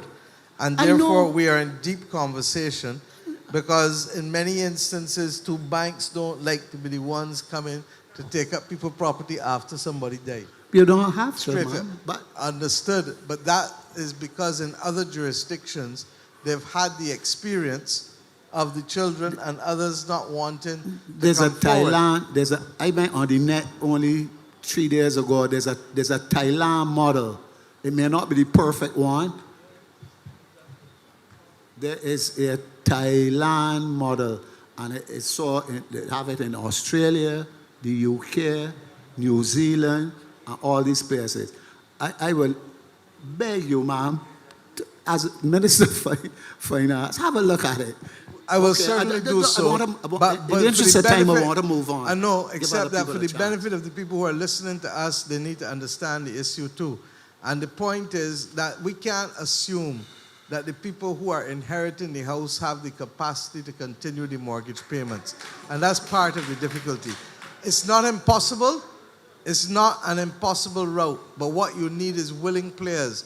And right now, we have been trying to deal with the banks on other critical areas, including digital payments and including fees, in order to be able to move forward. But I hear you, and I give you the assurance that, remember I told you that I had to deal with needs first before wants? This is an area that we will continue to see how best we can deconstruct and see if it can happen. Right. But I ain't going to fool you and tell you that it can happen next week or next In the month. same vein, ma'am, in the same vein, I believe I may be the lone bird that does not make, I may be the one swallow that does not make a summer. But I believe that we need a Barbados National Bank, so whether it's competition or facilitating, and let the Canadian people know where we are. Enough said. Let me go on. Enough said. You may know more than you think. Right. Education. My friend John Goddard, from the same constituency as me, I know he loves a lot of things, educator and so on. I want to say, I am not an educator, but I have two sons.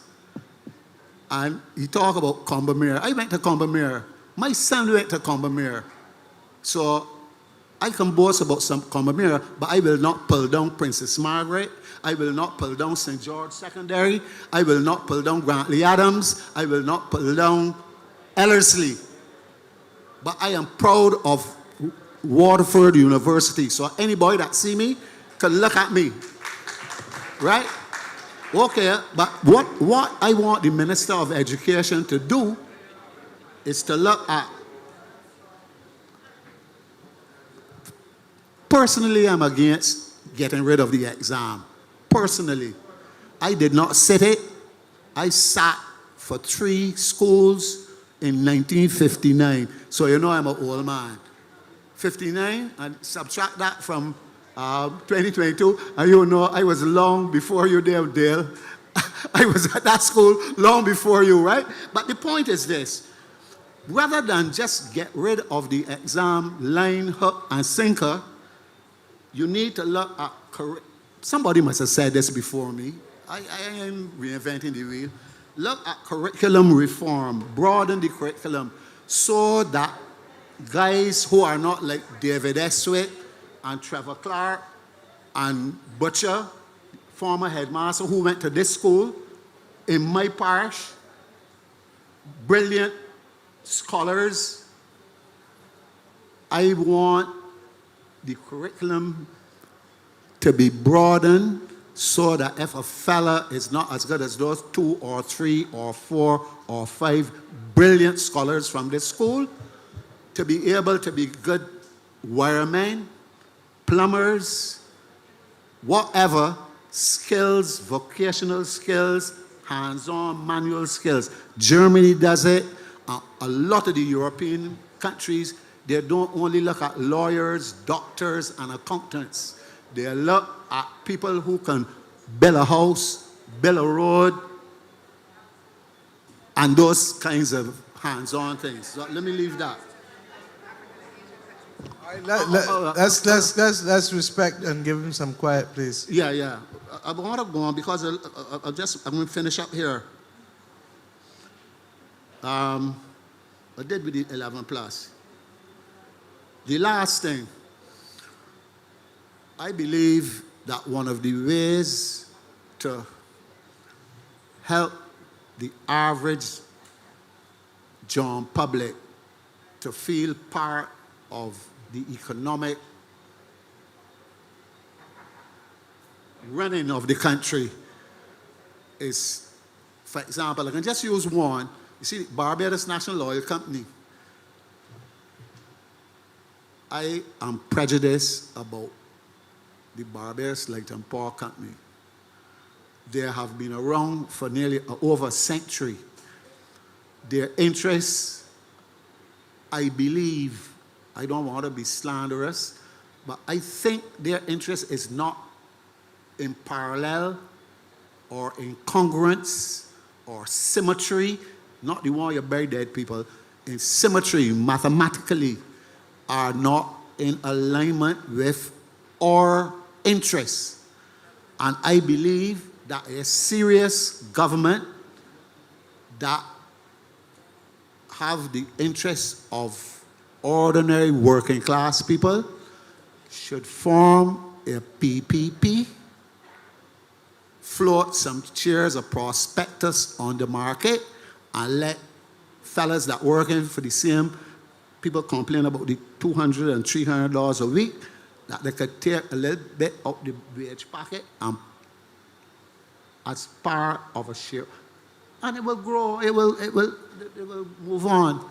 But I don't believe that the Barbados Light and Power should have all the, and I'm hearing only 2 days ago about something in Parliament. I am against that.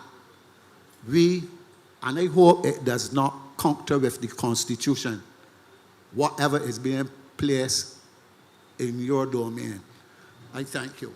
Thank you. Thank you. What I will say to you, Mr. Ray, and for your benefit, that the gentleman to my right, anything that goes to Parliament, be it a bill or be it a resolution, can't get there unless he certifies it as being consistent with the Constitution. On the broader matter, the truth is, let us be straight. We don't have a lot of money sitting down to do things. Barbados has to focus on the things that we must focus on now. And the things that we can't own or invest, we need to regulate and facilitate. And that's what's happening now. But thank you. And I want to encourage you to continue your writing. I ain't going to agree with everything you write. I know. But what I love about you, no, I'm serious, and I want everybody to hear me. Last year, we passed the Charter of Barbados in Parliament, and it called for us to encourage people for active citizenship. And you live it and reflect it each week. Thank you, my brother. Thank you, ma'am.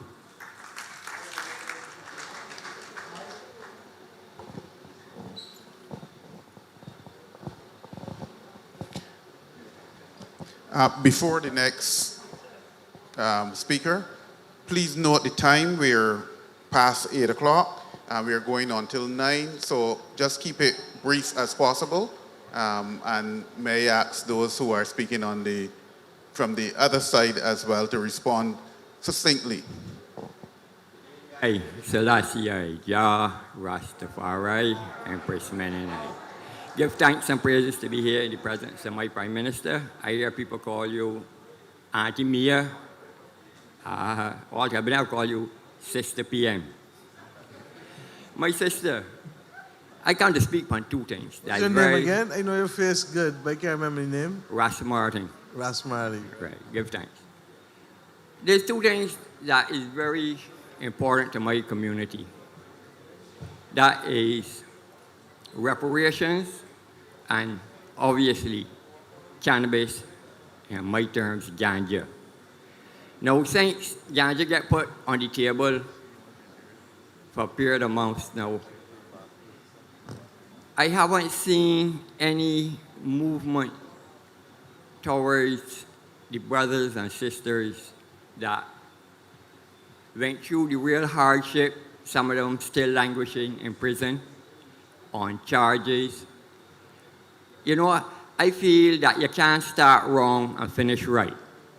I feel that in order to get this cannabis industry up on the right footing, one must seek to show some form of reparations to the ones that paid the price.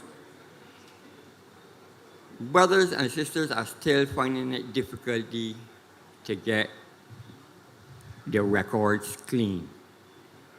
It hinders them in employment and travel. And for that to continue, when ones are actively trying to push a new industry in the island, which I agree with, it could replace sugarcane.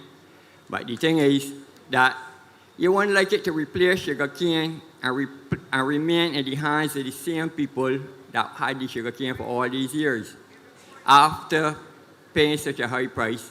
I think the same approach you are using with the renewable energy to see that small people get first, I feel that my community, as Rastafari, should not have to look for any big license fees in order to continue a trade that they pay with their life.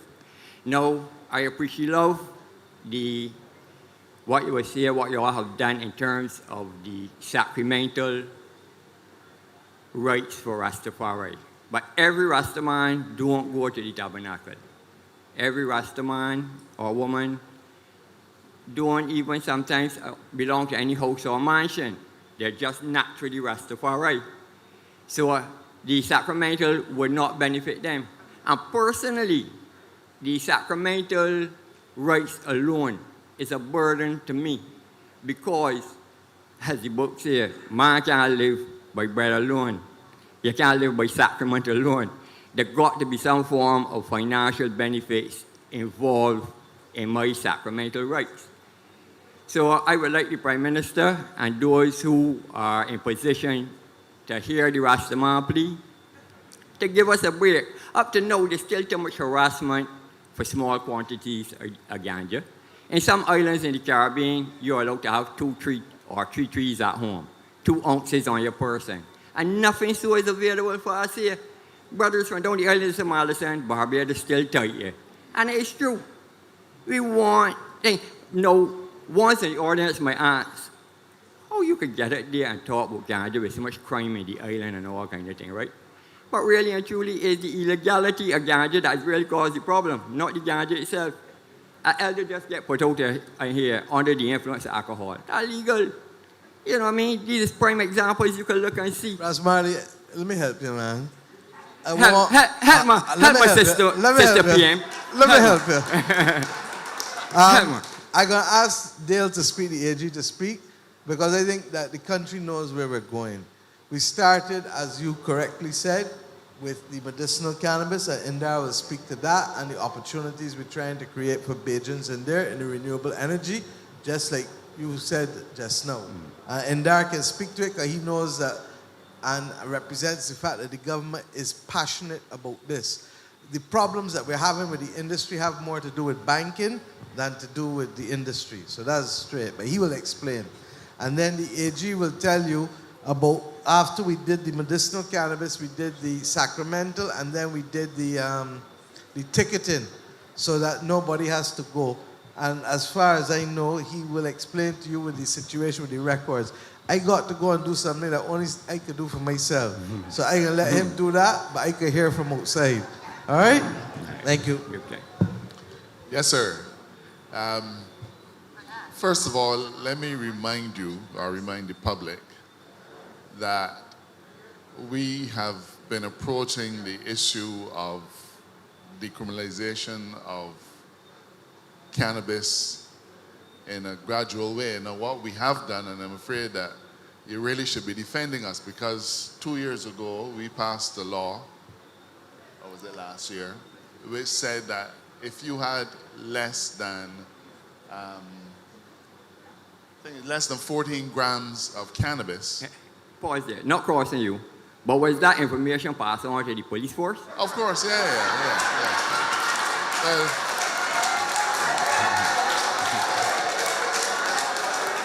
I think I see where the challenge might be, but the information has been passed on to the police force, and they have actually been ticketing individuals. Now I can't speak about what may happen on the street, but I can tell you what the law is, and the law says that a person with that small amount of cannabis is ticketed. That's actually in law. That is the laws of Barbados proclaimed and everything.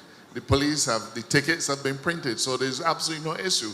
So if the person has more than that amount of cannabis, then that's a charge. So that means the police is walk with a scale? No. The police have a fair amount of experience, and you know this, right? But give me a minute. The police have a... We're talking. If the police hold an individual, and the individual says, is less cannabis than you say it is, then he's entitled to go to court and defend himself. All right? But the whole point is that we wanted to stop what was happening where young men, young women, all women, who have a small amount of cannabis for their personal consumption found themselves facing a criminal charge, okay? We felt the time had come for us to move away from that. But also, there's the other side, because when the police stop an individual and charge them, he then has to take up time to write up statements and all kind of stuff. And then, of course, our magistrates courts then have to take up magisterial time and contribute to the backlog. So we passed the law. I will have a discussion with the commissioner because I think that you're saying to me that it is not being followed by the police officers. That's where you're going, right? Yeah. Right. So I will have a word with the commissioner and his senior officers and tell them that this is what I understand. Obviously, you may not be able to share a specific instance with me, but we know that individuals are being ticketed. The other matter has to do with the criminal records. That particular statute also said that anybody who was convicted of having that small quantity of cannabis in their possession, that their criminal record is automatically expunged. So you don't have to apply for any expungement. It is automatically expunged. So if such an individual applies for a certificate of character, that charge, that conviction, should no longer be on his certificate of character. What about the brothers and sisters that are in prison right now, sitting down while we discussing But selling you're talking now about a different kettle of fish because they will be there. They will be there for trafficable quantities.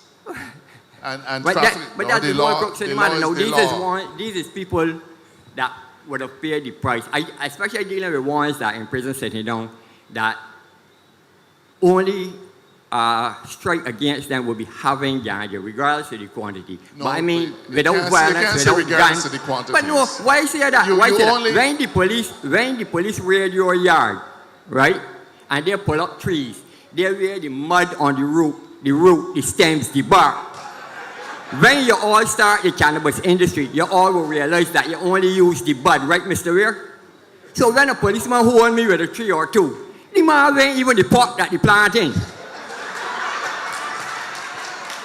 I'm happy that you've brought that to my attention.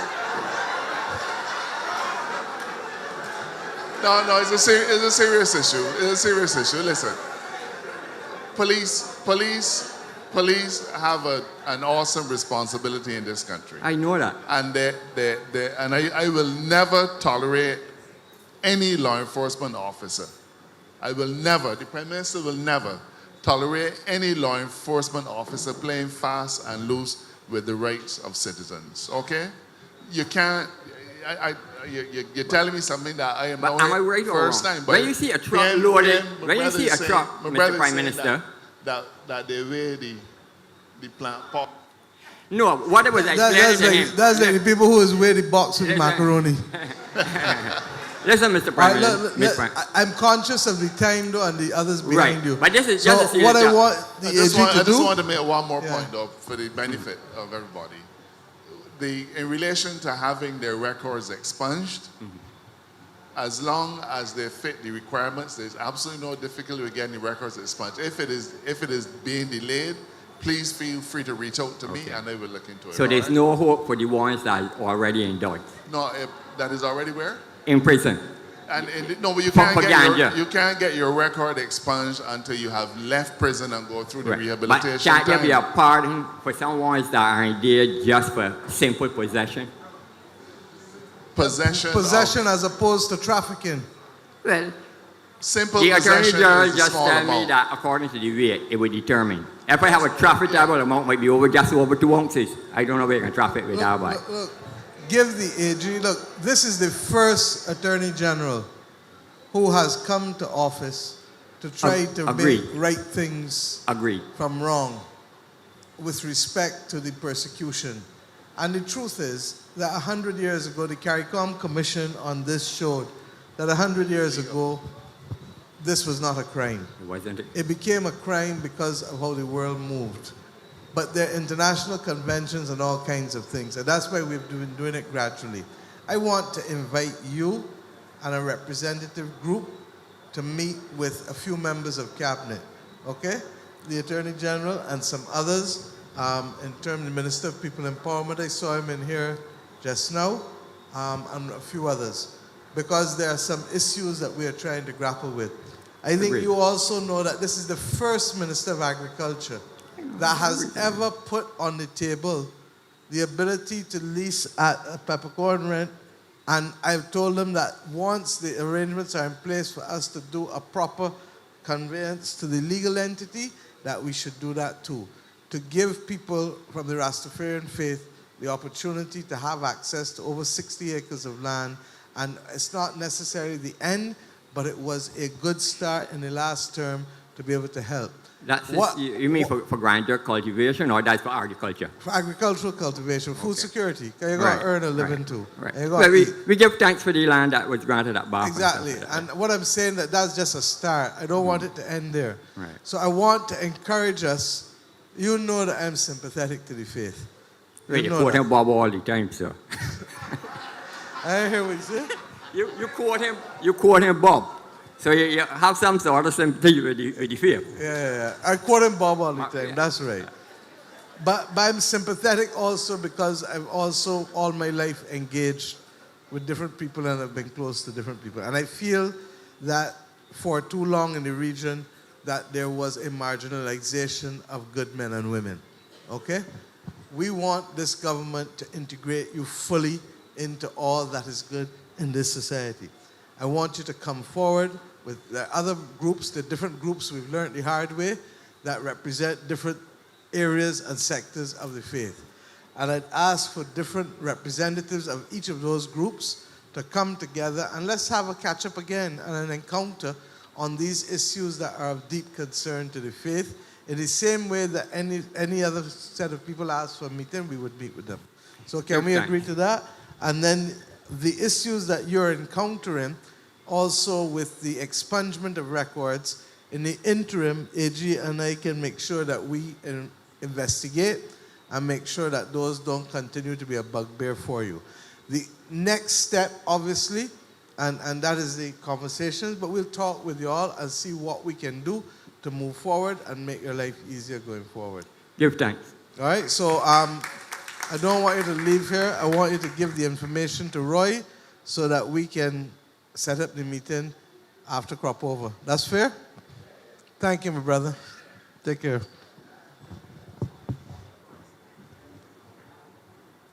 Madam Prime Minister, ministers, and everybody present here.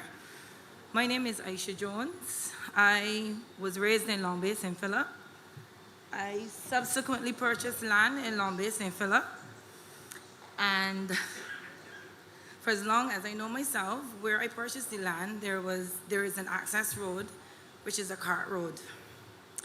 I started to build my home, and now I'm to the point where I need a certificate of compliance.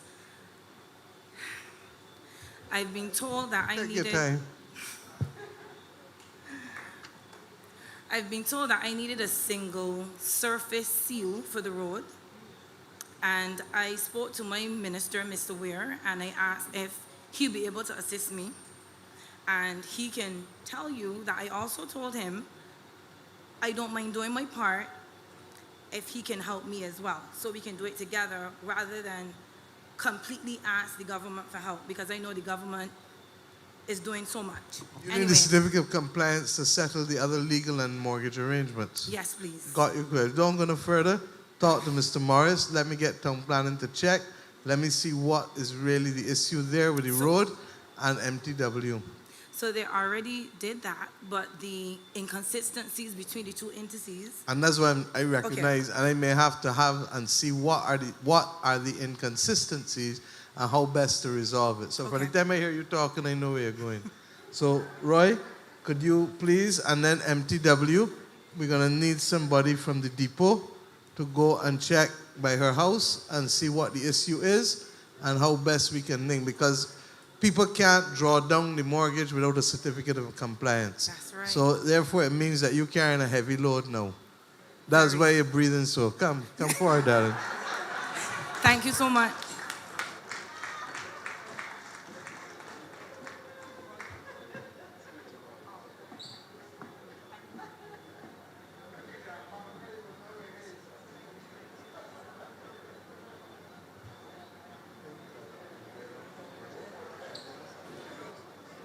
Good evening, everyone.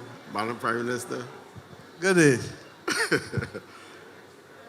My representative, Ms. Kia McConney, my good friend, Dr. Brown, and I just saw Commander slip out through the back door. Before you could start my question to Mr. Codrington, give your name, please.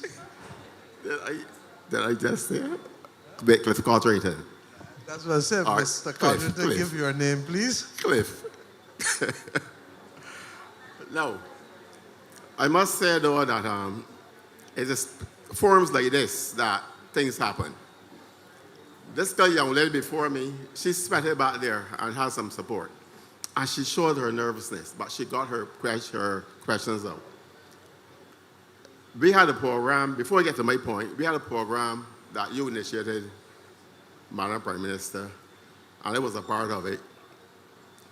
We're gathering. And that is something I would love to see continue because I understand it's not stopped. You pause it, right?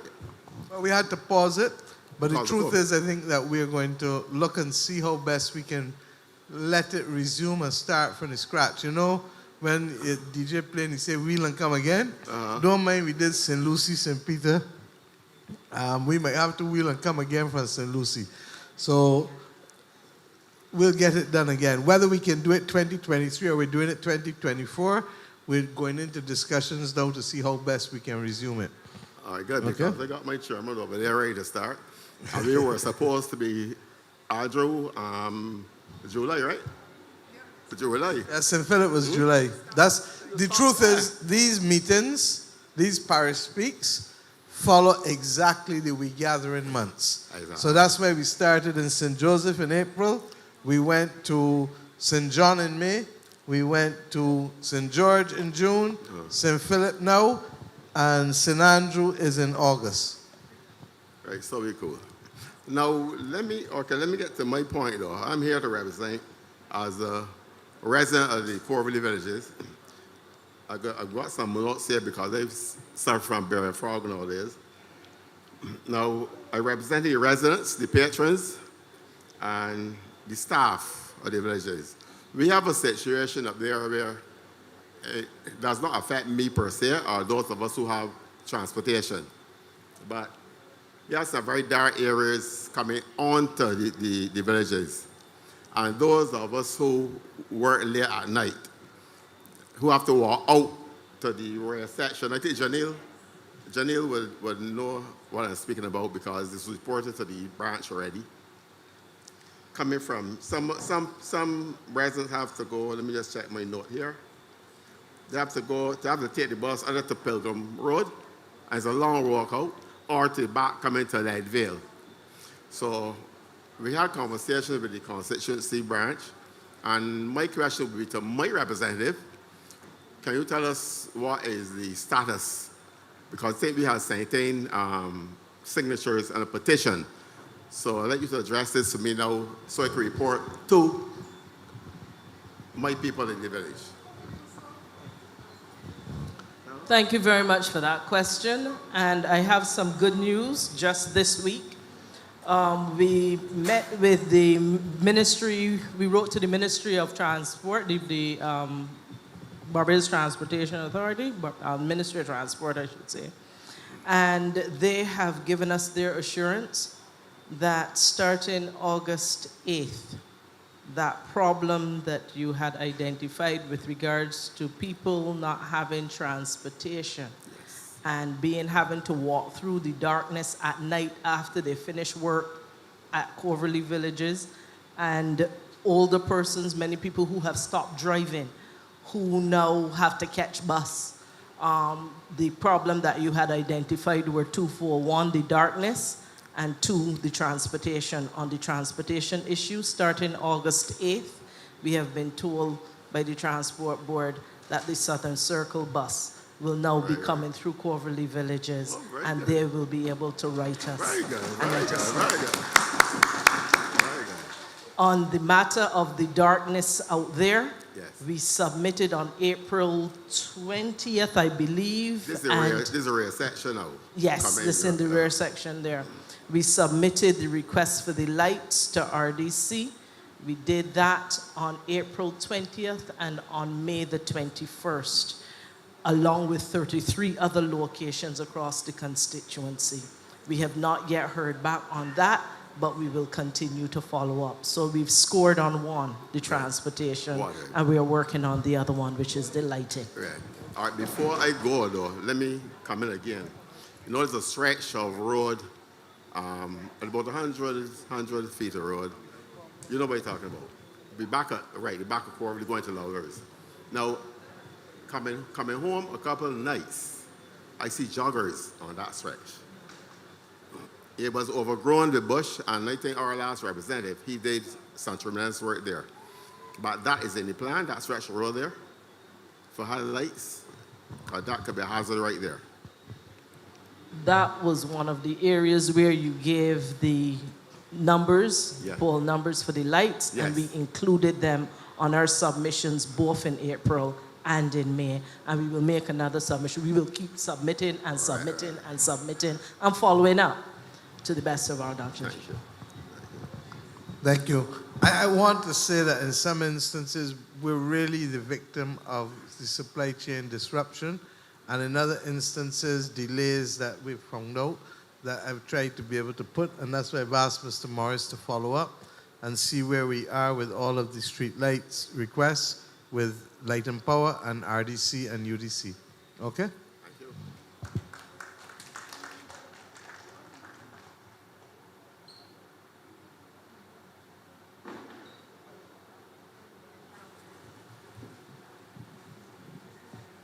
Good evening, everyone. Prime Minister, Honorable.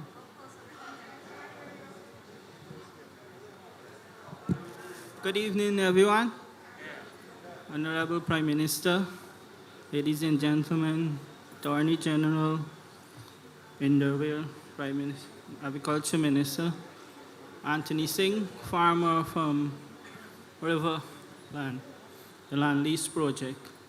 Over the years, we had some difficulties in river, which we have overcome at the moment. But at the moment, we have faced a lot of losses over the years in terms of crops and not proper water supply and things like that. So we would like to know if the BDMC would help us in any way and assist us with the land lease. We have water bills that we had there to pay from then, that we move forward from now. I honestly can't tell you without your meeting with the BA DMC. I don't know what the issues are, but I can give you the assurance, as will Indar, that we treat the things fairly. It may not be everything that you want, but what we can do, we will always do. I know that we took, and it cost us what, about $2 million to put the catchment pond in that river, and that has made a huge difference to all of you, hasn't it? Yes, ma'am. We're now about to see what else we can do with the aquaculture there. The minister, Indar, you want to update them on 3 houses. I don't want to take that away from you, because half the problem is also the water flowing down, as you know, from there as well. Go ahead. Thank you, Prime Minister. We have looked at the 3 houses, Spring. You know very well, Ali, that up there, farmers engaged in blocking the stream, stopping each other from getting access to water. And in as much as we have expanded the Bronx Pond and will be putting in systems to share the water, you still have people, and some of you sent me photos this week, where people are putting concrete blocks in the stream and blocking the stream, stopping each other from getting water. This is being addressed through legislation this summer. I've already spoken to the permanent secretary, and we have engaged with an attorney who is providing us with the legal framework for it. This, of course, will then come to Cabinet and we will debate this in Parliament this summer. It's going to stop the blocking of the stream. It's going to increase the penalties for people who engage in excess damming of the water. We do recognize that there are people who live along the stream, and under the Tree Houses Spring Act, it did give permission for some of them to dam water for livestock. This has changed completely, and people are damming the water for all kinds of different things. We're going to increase the penalties. We're going to stop the damming of the water so that all farmers will have access. And the most important thing is the stream is supposed to run into that Bronx pond that we spent $2 million on, so then the water can be shared to all the farmers downstream through an irrigation system. So I'm saying to you that we're going to solve the problem with the water. I know what you speak of when you speak about giving assistance for outstanding bills, and you have crops that didn't come and you lost money, etc. But just bear in mind that we also put out $2 million through the Agriculture Development Fund for all the farmers at River, Spring Hall, everywhere, so that you had access to $20,000 and $30,000 in 2020 to be able to help you get back going. As far as my records show, those monies are still being repaid, and some farmers have fallen behind, and we are looking at how we can also address that for them.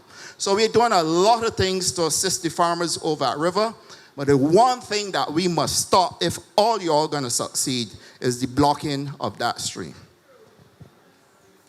And it is wrong, the blocking of the stream.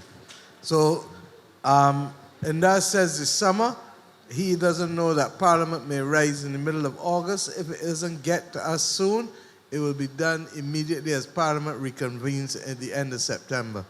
Okay? Yes, ma'am. Thank you, sir. Yeah, one more issue. The pond, the capacity of the pond was 6 million gallons. And as I say, you're holding 3 million at the moment. And I'm not seeing raising to that, and the water goes back to the other, bounce back. It don't reach the 6 million. Will it reach the 6 million gallon? You're going to have more than 6 million gallons, actually, because phase 2 is going to also go to Tree Houses Plantation. You know, in Tree Houses Plantation Yard, they have the area that they call the hot water pond. That also is going to be used as a dam as well, so that you will have additional water. Thank you, sir. Thank you, sir.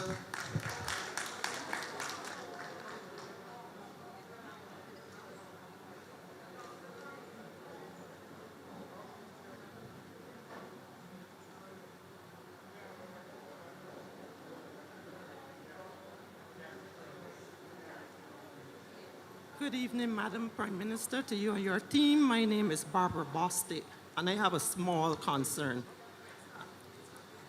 It's not her? Go ahead again. Yeah, I said, good evening, Madam Prime Minister, to you and your team. I have a small concern. Your name is Barbara? Bostic. Oh, got you, thanks. As it relates to the water and the sewage and garbage collection. I was wondering if perhaps you can look at that sewage and garbage collection, if any consideration can be given to it, because I know of someone who has been repairing a house, as you would say, picking at it for the last 4 years. The water is not being used, minimum payment is being charged on the bill, but you're still getting the sewage and the garbage collection added. There's no sewage, there's no garbage, so much so that when the distribution of the garbage cans were done, they didn't even leave one at the house. And, you know, the person continued to call sanitation to get a bin because work is being done at the house, and nothing is being done. When you call Waterworks to, you know, explain this matter to them, nothing is, you can't get through to them. So in other words, you know, just like how you would look at the electricity bill and you know, reduce the bill, you reduce the VAT on a certain kilowatts. You could probably look at the water and, you know, cap it at some point in time, because I'm also looking at an old person living in a house on a small pension, paying minimum water, but then you have these costs, because the costs are more than the minimum wage. The truth is, I'd like to be able to say yes to everything. But you know, but I know you listen, so exactly. please. So I've heard you, and I want Barbadians to work with me now. If we get this economy to grow, if we get all of the parts of the country working at the level at which we need it in the next couple of years, it then allows us to play a different hand. You understand? But right now, remember what we inherited. And then when we thought we would turn the corner after we clear the debt and we do all the things, in spite of everything, bring buses, trucks, build a new accident and emergency department, give people tax ease, who work in, increase the reverse tax credit. I could go on with the list. But the truth is that we need to get more growth, because when we did all of that, what happened? Boom, COVID. And when you thought COVID couldn't get worse, boom, ashfall. David, where you going? And when, you understand? And then after ashfall, see what there?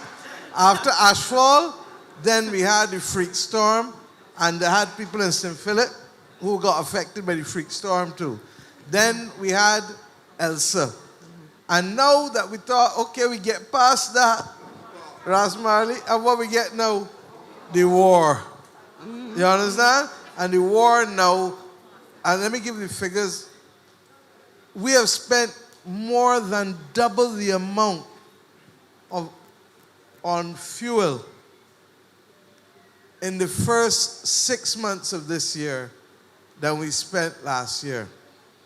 So on average, we would spend 200 and change. I can't remember the number. We are about 500 and change now, 550 for the first 6 months of this year.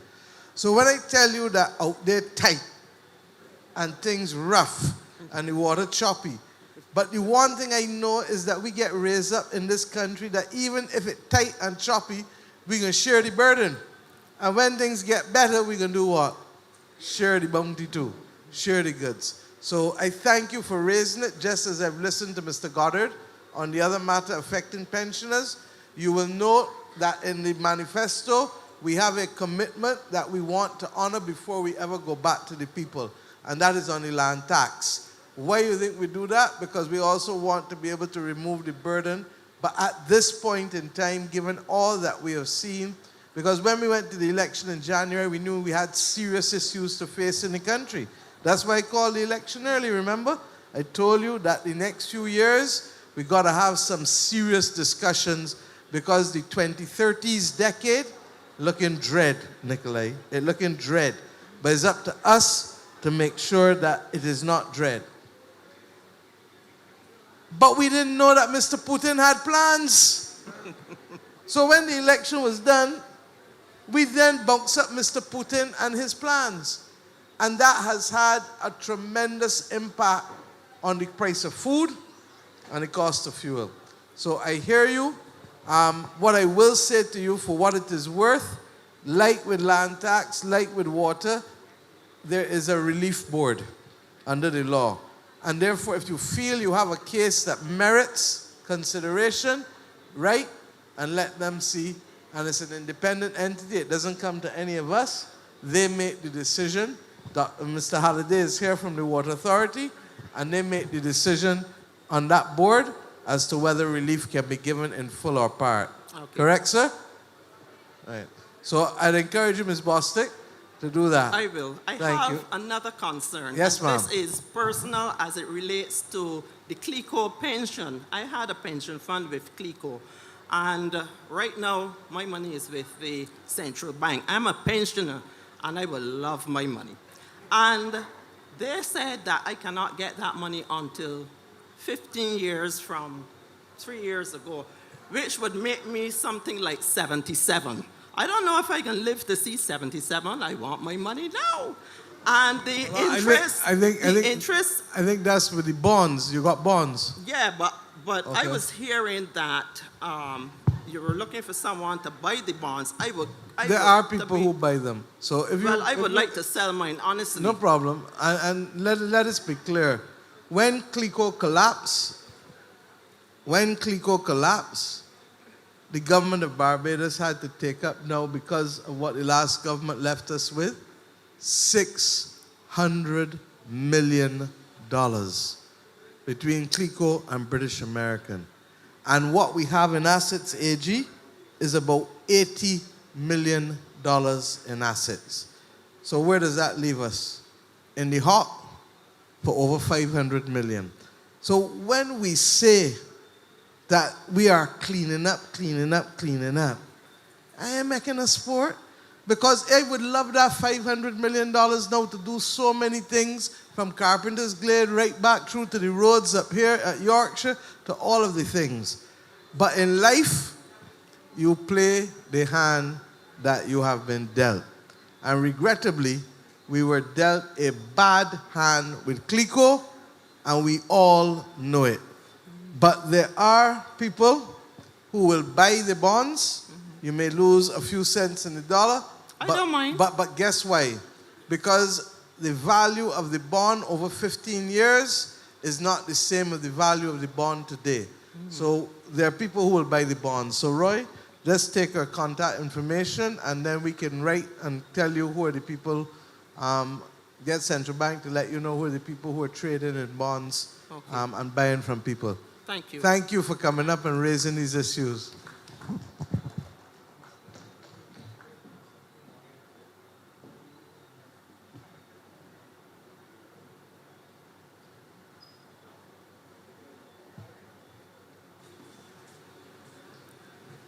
Good night, Prime Minister Mia Motley and the rest of the committee. My name is Jessica Noble, and my husband and I are small business owners of GNC Auto Products in 6 Roads, St. Philip, opposite Chafet on the Murrell. I had applied at the Barbados Trust Fund during COVID times. Jessica, what's the last name? Noble. Noble. I had applied at the Barbados Trust Fund during COVID times, so they told me they would get back to me, but I have not heard anything as yet. So I had talked to Indarir, but not face-to-face, and he had introduced me to tonight. So I wanted to find out if there's any way I could get any assistance from the Barbados Trust Fund in funding. They should be able to. The if you business. speak to Mr. Morris, and they will put you on, but there's no reason why you shouldn't go down there again.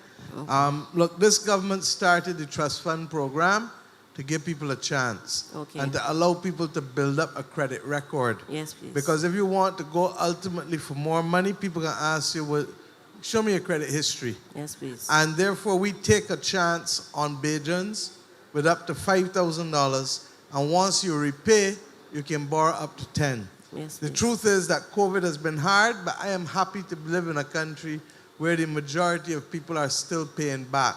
And they understand that by paying back, you're allowing yourself to borrow again and allowing others to borrow again. Yes, obviously, there's been hardship for some, but from what Kerry Simmons has told me, basically we're going in the right direction. Now, I would like to say that we can continue to put $10 million a year in it, but because of all of the things that we're doing to ease people, we may have to ease down on that a bit. But suffice it to say that in the same way we can waive taxes as we've done for other people in the past, it is about time that the government take chances on people who can't get any money to borrow if they go to the credit union or the bank or whatever. Yes, and that's please. all the trust fund is. Yes, so speak to Roy and we will follow up with you. Yes, and please. to make sure. But once you pay back, Yes, please. you get a large amount. You Yes. pay back there twice, you get to fund access and get an even larger amount. Yes, so it please. helps you build up the credit history. So Yes, good please. luck, my dear. Thank you very much. Thank you.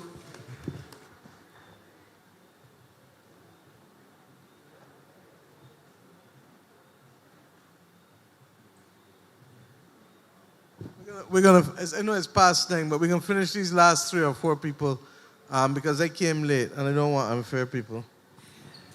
Good night, Prime Minister.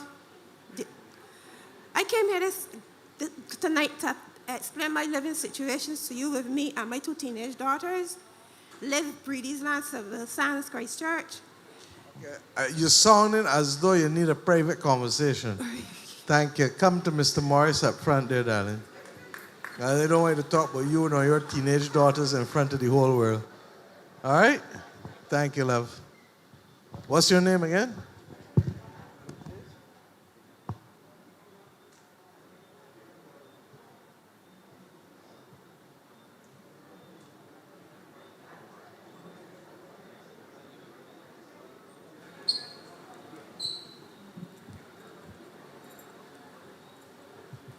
Hi, good night to Madam Prime Minister as well as the panel.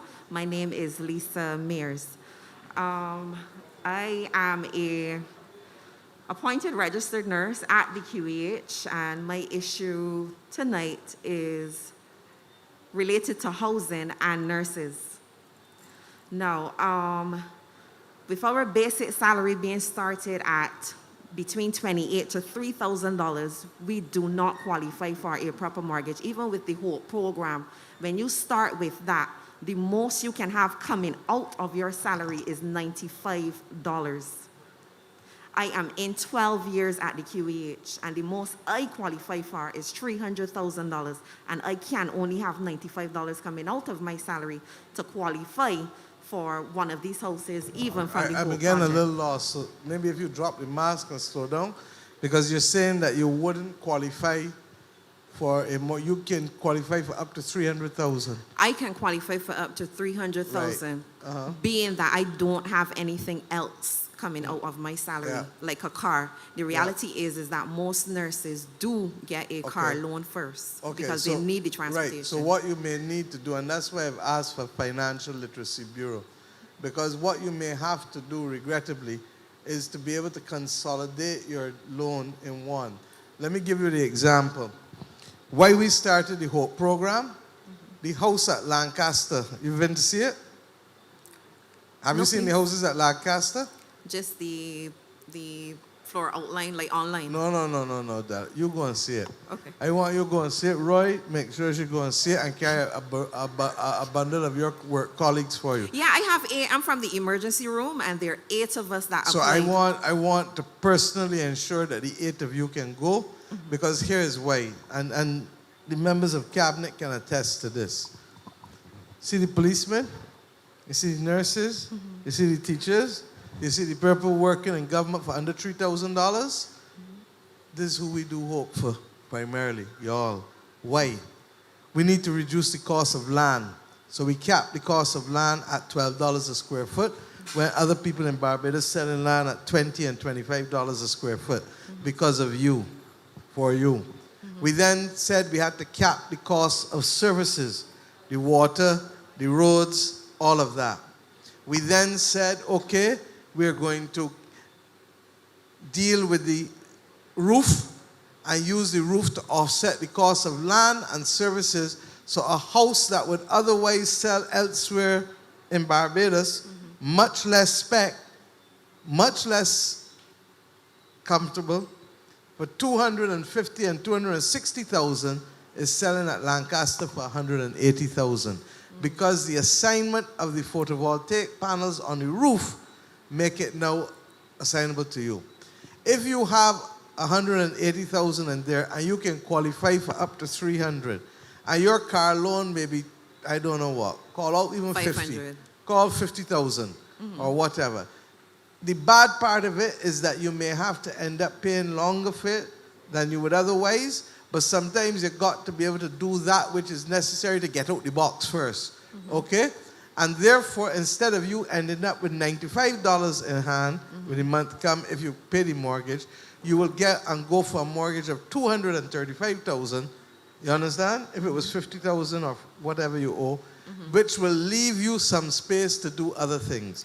So Question. we can sit down with you or have people sit down with you, because in some instances it may require consolidation of debt in order to be able to acquire. And Dale can tell you this is something that happens in banks and credit unions almost daily. So I want to ask you to bring your colleagues and let us reach out to you.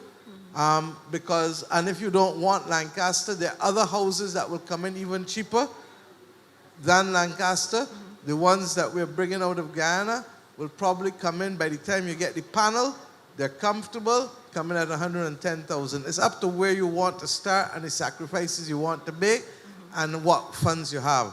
But we're trying to give Bajans a price point. The 80 or 85,000, Dwight, I can't remember the figure. By the time you add the 23,000 for the PV panel, it's close to 110. Then you have the other ones coming in with the gauge, gauge work, still the Chinese. That's probably going to come in around there 160, 180, but we're trying to get a lower cost one for that design as well too. And then we have the Hope ones, which range depending on whether you want 2 and 3 bedroom, and those are traditional concrete block, and quite frankly, are very, very nicely appointed as well. All 3 of them, and that's why the housing fairs, I hope, where's Dwight, he's gone? The housing fairs should start, I hope, within a matter of 2 weeks, no later, as well as an opportunity to discuss mortgages and financial planning with the credit unions and the banks. We're trying to get them in one place and to be able to even do that virtually if possible, because obviously the houses are in different locations across the country. Okay? And when we say we want a silent revolution in housing, it's because of people like you. I understand. Question, So though, sir. don't forget when you finish to come to Roy and let us set up the tour.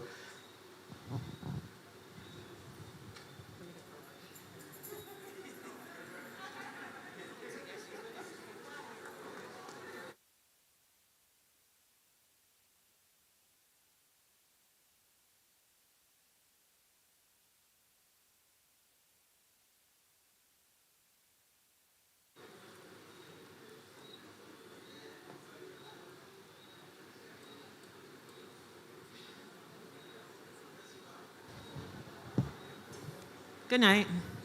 My name is Shondette Wilshire, and I wanted to speak briefly about food security. There has been, and I agree, there is a need for it, and I have personally started my own garden since February. My biggest issue are the monkeys. I have a troop of about 40 monkeys that come and eat everything that is edible. And I would like to know what can be done. Not only you. Just look up at me the other day and pick 3 green tomatoes that I had. Look at me. When I showed at them, they look back at me as if I talking to myself and eat the 3 green tomatoes and went up on the roof. I'm just like, we're talking I want about you to talk to the Minister of Agriculture, and I'm conscious. Look, we're going to have a sensible program of culling. We also have to do it responsibly, because what happens is that there are a lot of movements against this internationally, and therefore the minister knows how I feel. It is at almost endemic level, and we really, really, really need to deal with it. Absolutely. All right, so I will do that. My other thing would be community farming. I heard from the St. George Speaks event, and I called the BADMC because my community is interested in it. And I would tell you, I have called and called, I have pressed every number, and I have been able to reach no one. Look at them right there. Both of them right there. So you've come to the right place. Mr. Ennis, Mr. Andrele, please speak to Ms. Wilshire. Okay. And finally... also explain to me why they ain't answering the phone.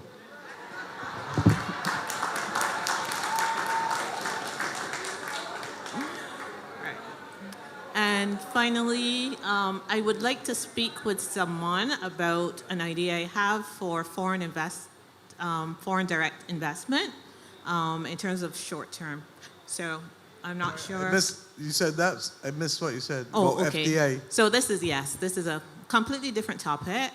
I've been in the international business sector for about 20 years now, and I have an idea. In terms of foreign direct investment, I would like to speak to someone about. No problem. You have it written down? I can do that. If That's you not a write it problem. down, and then what I'll do is ask Kerry Simmons to meet with you. Okay. And Mr. Morris will follow up with you to make sure that that happens. Okay. Okay? And people may ask why I have this disposition to these things. You know, I learned a long time ago, a listening ear is all it takes.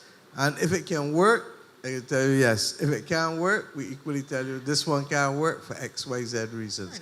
So I want you to encourage as many Bajans, because the more ideas that can contend, the more we can have a chance of doing things that might be out of the ordinary and extraordinary. So thank you. Thank you. You're welcome.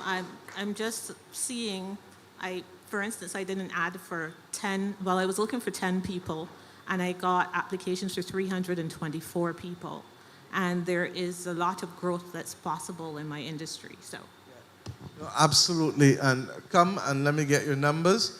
I don't want you to give it over the ear, as people would say, so that we can follow up with you. So when you write, we can look at it. All right?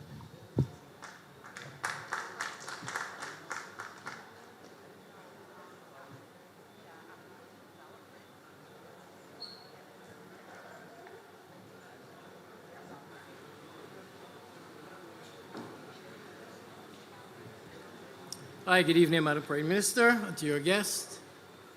My name is Theo Jimot. I am wearing two hats. But Theo or Leo? Pardon me? You said Theo or Leo? Theo, T-H-E-O, Jimot.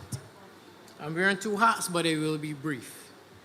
The first concern I would like to bring, I would like some assistance in, is that I am a resident of Breezy Hill. And for the amount of time I've been living there, over 20 years now, we do not have an adequate bus service at all.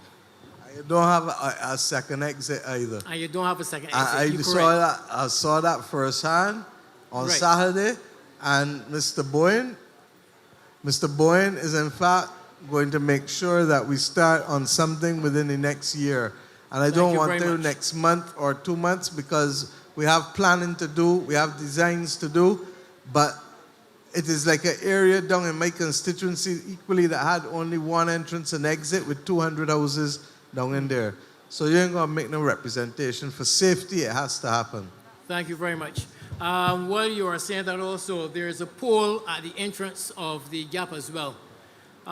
September the 12th this year would have been over 2 years I've been asking for it to be changed. It is a pole, lighting pole number ROH 456. This pole has been leaning and is leaning very dangerous.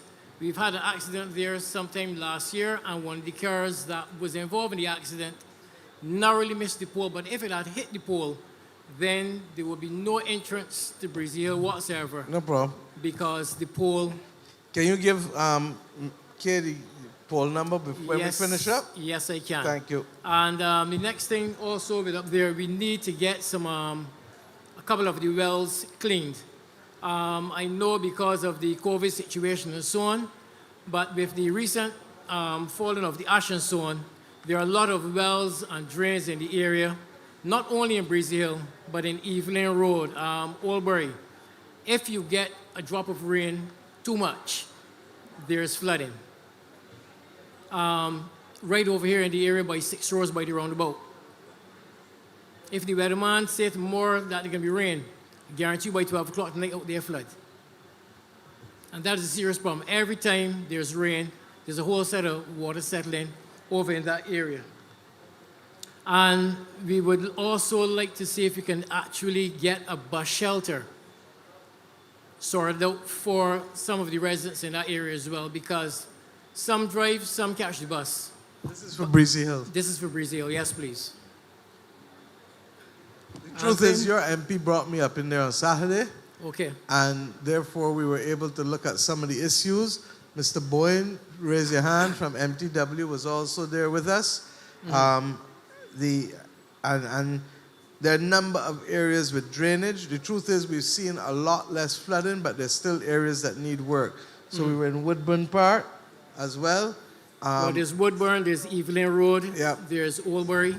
Yeah.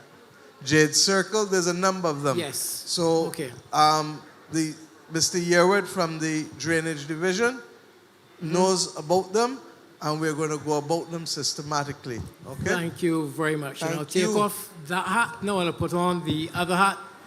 I am the chairperson also of the St. Philip West District Emergency Organization. St. Philip West District Emergency Organization. And I believe you all know what we do. We are a volunteer arm of the Department of Emergency Management, and we do what we do because we love people. We love to help. However, we would really like a place to call home, a place where we can set up an emergency operations center, that we can have it fully equipped with the necessary tools and so on, so that when we are called up to any emergencies, that we can adequately respond. We are thankful very much for the equipment bin at the District C Police Station. However, with the equipment in there, we are servicing St. Philip, which is a wide area. There are 3 DEOs in the area. However, the equipment in the bin can barely suffice 1 DEO.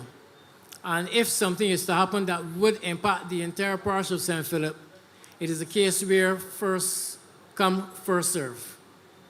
We would have earmarked an area here, not far from where we are right now, that we would like to see if we can set up an EOC there. But we are open to any other suggestions, any other place where we can have this done as soon I as was possible. just about to ask you if, thank you.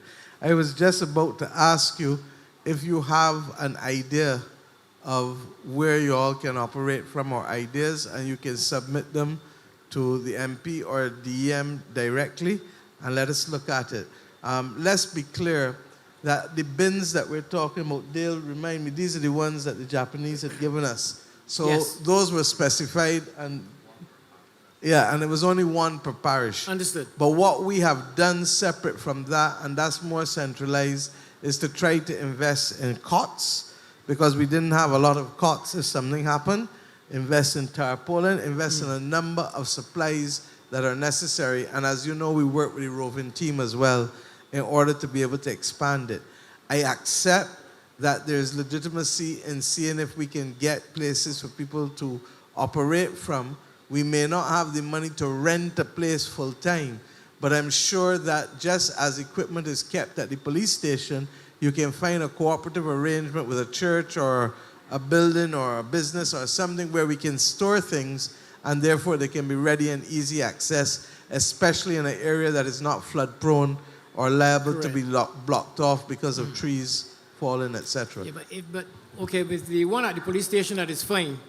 But if going up past the prison, if up there is impeded, there's no way that we can get there, to get that equipment. And mind you, we all do volunteer. We have spent our monies. I got you. I got enough done by me too, and good people. So meet with Kay, and y'all come up with some solutions. And since it's a parish-wide thing, probably with all 3 MPs should meet with all 3 district emergency things in there as the senior MP, organize it, and let us see how we can treat the St. Philip as a collective, because when the storm or the hurricane come, it don't know west, north, or south. It only know St. Philip. You understand? So we need to operate as one parish with these emergencies. Okay? Thank you. Thank you, my brother.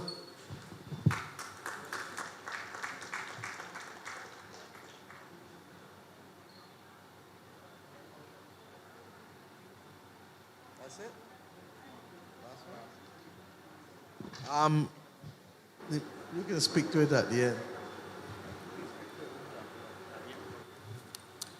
Hi, good evening, Prime Minister. Aishaka. Yes, ma'am. Good evening, everybody.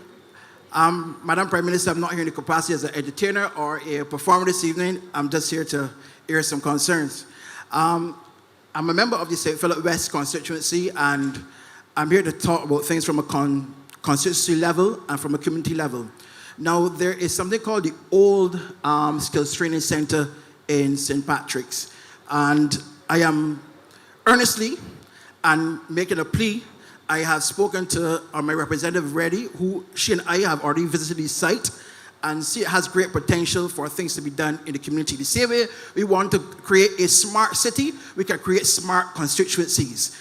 And I believe that old skills training center can be used as an excellent spot for community work, not just for St. Philip West, but St. Philip North and St. Philip South. come together as a collective and working to do something. I have some ideas for everybody that you can use the skills of the persons for the Samuel Jackman Prescott Institute, persons for the Vocational Training Board, and those youngsters who are doing those programs to come in and work on the actual site and use it as a grading process for them within their... Good idea, Star. Yeah, in the constituencies, and it can come together to make a wonderful project for the community. I have my own... To the skills training people, we also have the kids in the Barbados Youth Advanced Corps. Correct. So it makes sense to be able to find something as a project and it will benefit the community in the long run. And for those persons who are into masonry, carpentry, joinery, whatever it is, they can come together and work on that project so we can have a smart setup in terms of technology. We know we're advanced towards technology. And it also help those persons, those elder persons in the community who need to be taught about technology and ITCs and these different things as we're moving towards that in our society. So that'd be a great initiative for our constituency. I have a charity, and what I aim to do with my charity is to find programs to help those persons within my community. Recently, we started something called Rejuvenate. Actually, we started it in St. Michael's South with the Honorable Kurt Humphrey and the City of Bridgetown with Corey Lane, who are both representatives of the Ministry of Elder Affairs. And that project kicked off to help elderly persons in the community to give them pedicures, manicures, and also do hair braiding and these kind of things. It's an initiative that we plan to carry out for a year as a pilot project. And we want to expand into other communities so that persons can benefit from it. Basically, we're putting our own pockets to help the initiative and try to make it work. So you can look out for that as well. It's already started, so you could also check out for that. Also, I want to speak on a matter that is quite emotional for me. There's a competition called the Junior Soca Monarch Competition, not the national competition, that was supposed, the Junior Soca Monarch Competition that was supposed to be held from a private entity. And unfortunately, it was unable to come off, and there are many youngsters who are crying out and said that they're not getting the opportunity to be a part of that competition to come off so they could, show off their talents to Barbados and stuff like that. I don't know, Prime Minister, if it's any possibility that you could check into it, because it's an initiative that was started by Krista Cummings-Beckles, and, to see that it's going to die a natural death, I would like that to happen, because I also have persons who are involved in the competition who are too old for the NCF's competition. And, as a person who believes in talent and culture, I would ask you kindly just to get an ear to take a look into that for me, please, because as a fellow performer and entertainer, I like to see young people who want to do positive things and not be on the block to be given a gun, and then somebody tell them, oh, you're my soldier, and have allegiance to that person. So if you can do that for me, I'd be very grateful. Thank you very much. Thank you very much. Kay, you want to speak to the center? Yeah, thank you very much for raising the question about the center. As Aishaka said, we did have a group of people. We went and we looked at the center to see what is being done. And we are now having some discussions to see, one, what now needs to be done to restore it, and two, whether or not we will be able to raise some funds across the community and elsewhere to be able to now make it work for everyone. And the idea that we use some of the people in the community was one of the discussions that we have, and we are now seeking to put that skills bank together so that we'll be able to engage people at the right time. So thank you very much, Aishaka, for your engagement and the support you've given so far in terms of trying to restore that center. Good night. Before you start, ma'am, this will be our final presentation. Aishaka was supposed to be the last, but we will give you the opportunity to continue, and then we will just wrap up. Thank you. Go ahead. Good night to everyone, my Prime Minister, everybody, my MP, Sonia.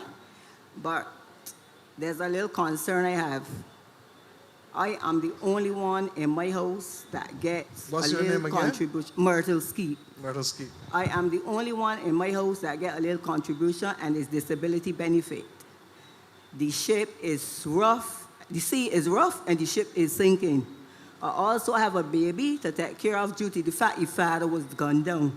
I need some urgent help and assistance. Come, darling. And assistance. We'll talk. We don't want you to talk your business out. All right? Thank you.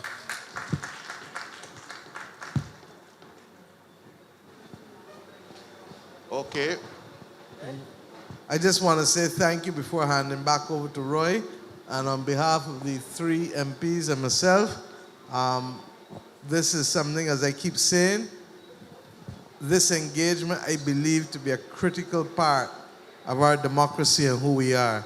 And I want to thank those of you who have come out, those of you who spoke, and those of you who also constituted the audience. And we will try our best to continue to follow up on as many of the issues as possible and to take the advice where possible, where we can. Thank you very much and have a good evening. Roy? Thank you all again. Before you leave, one of the issues that came up during the night was housing.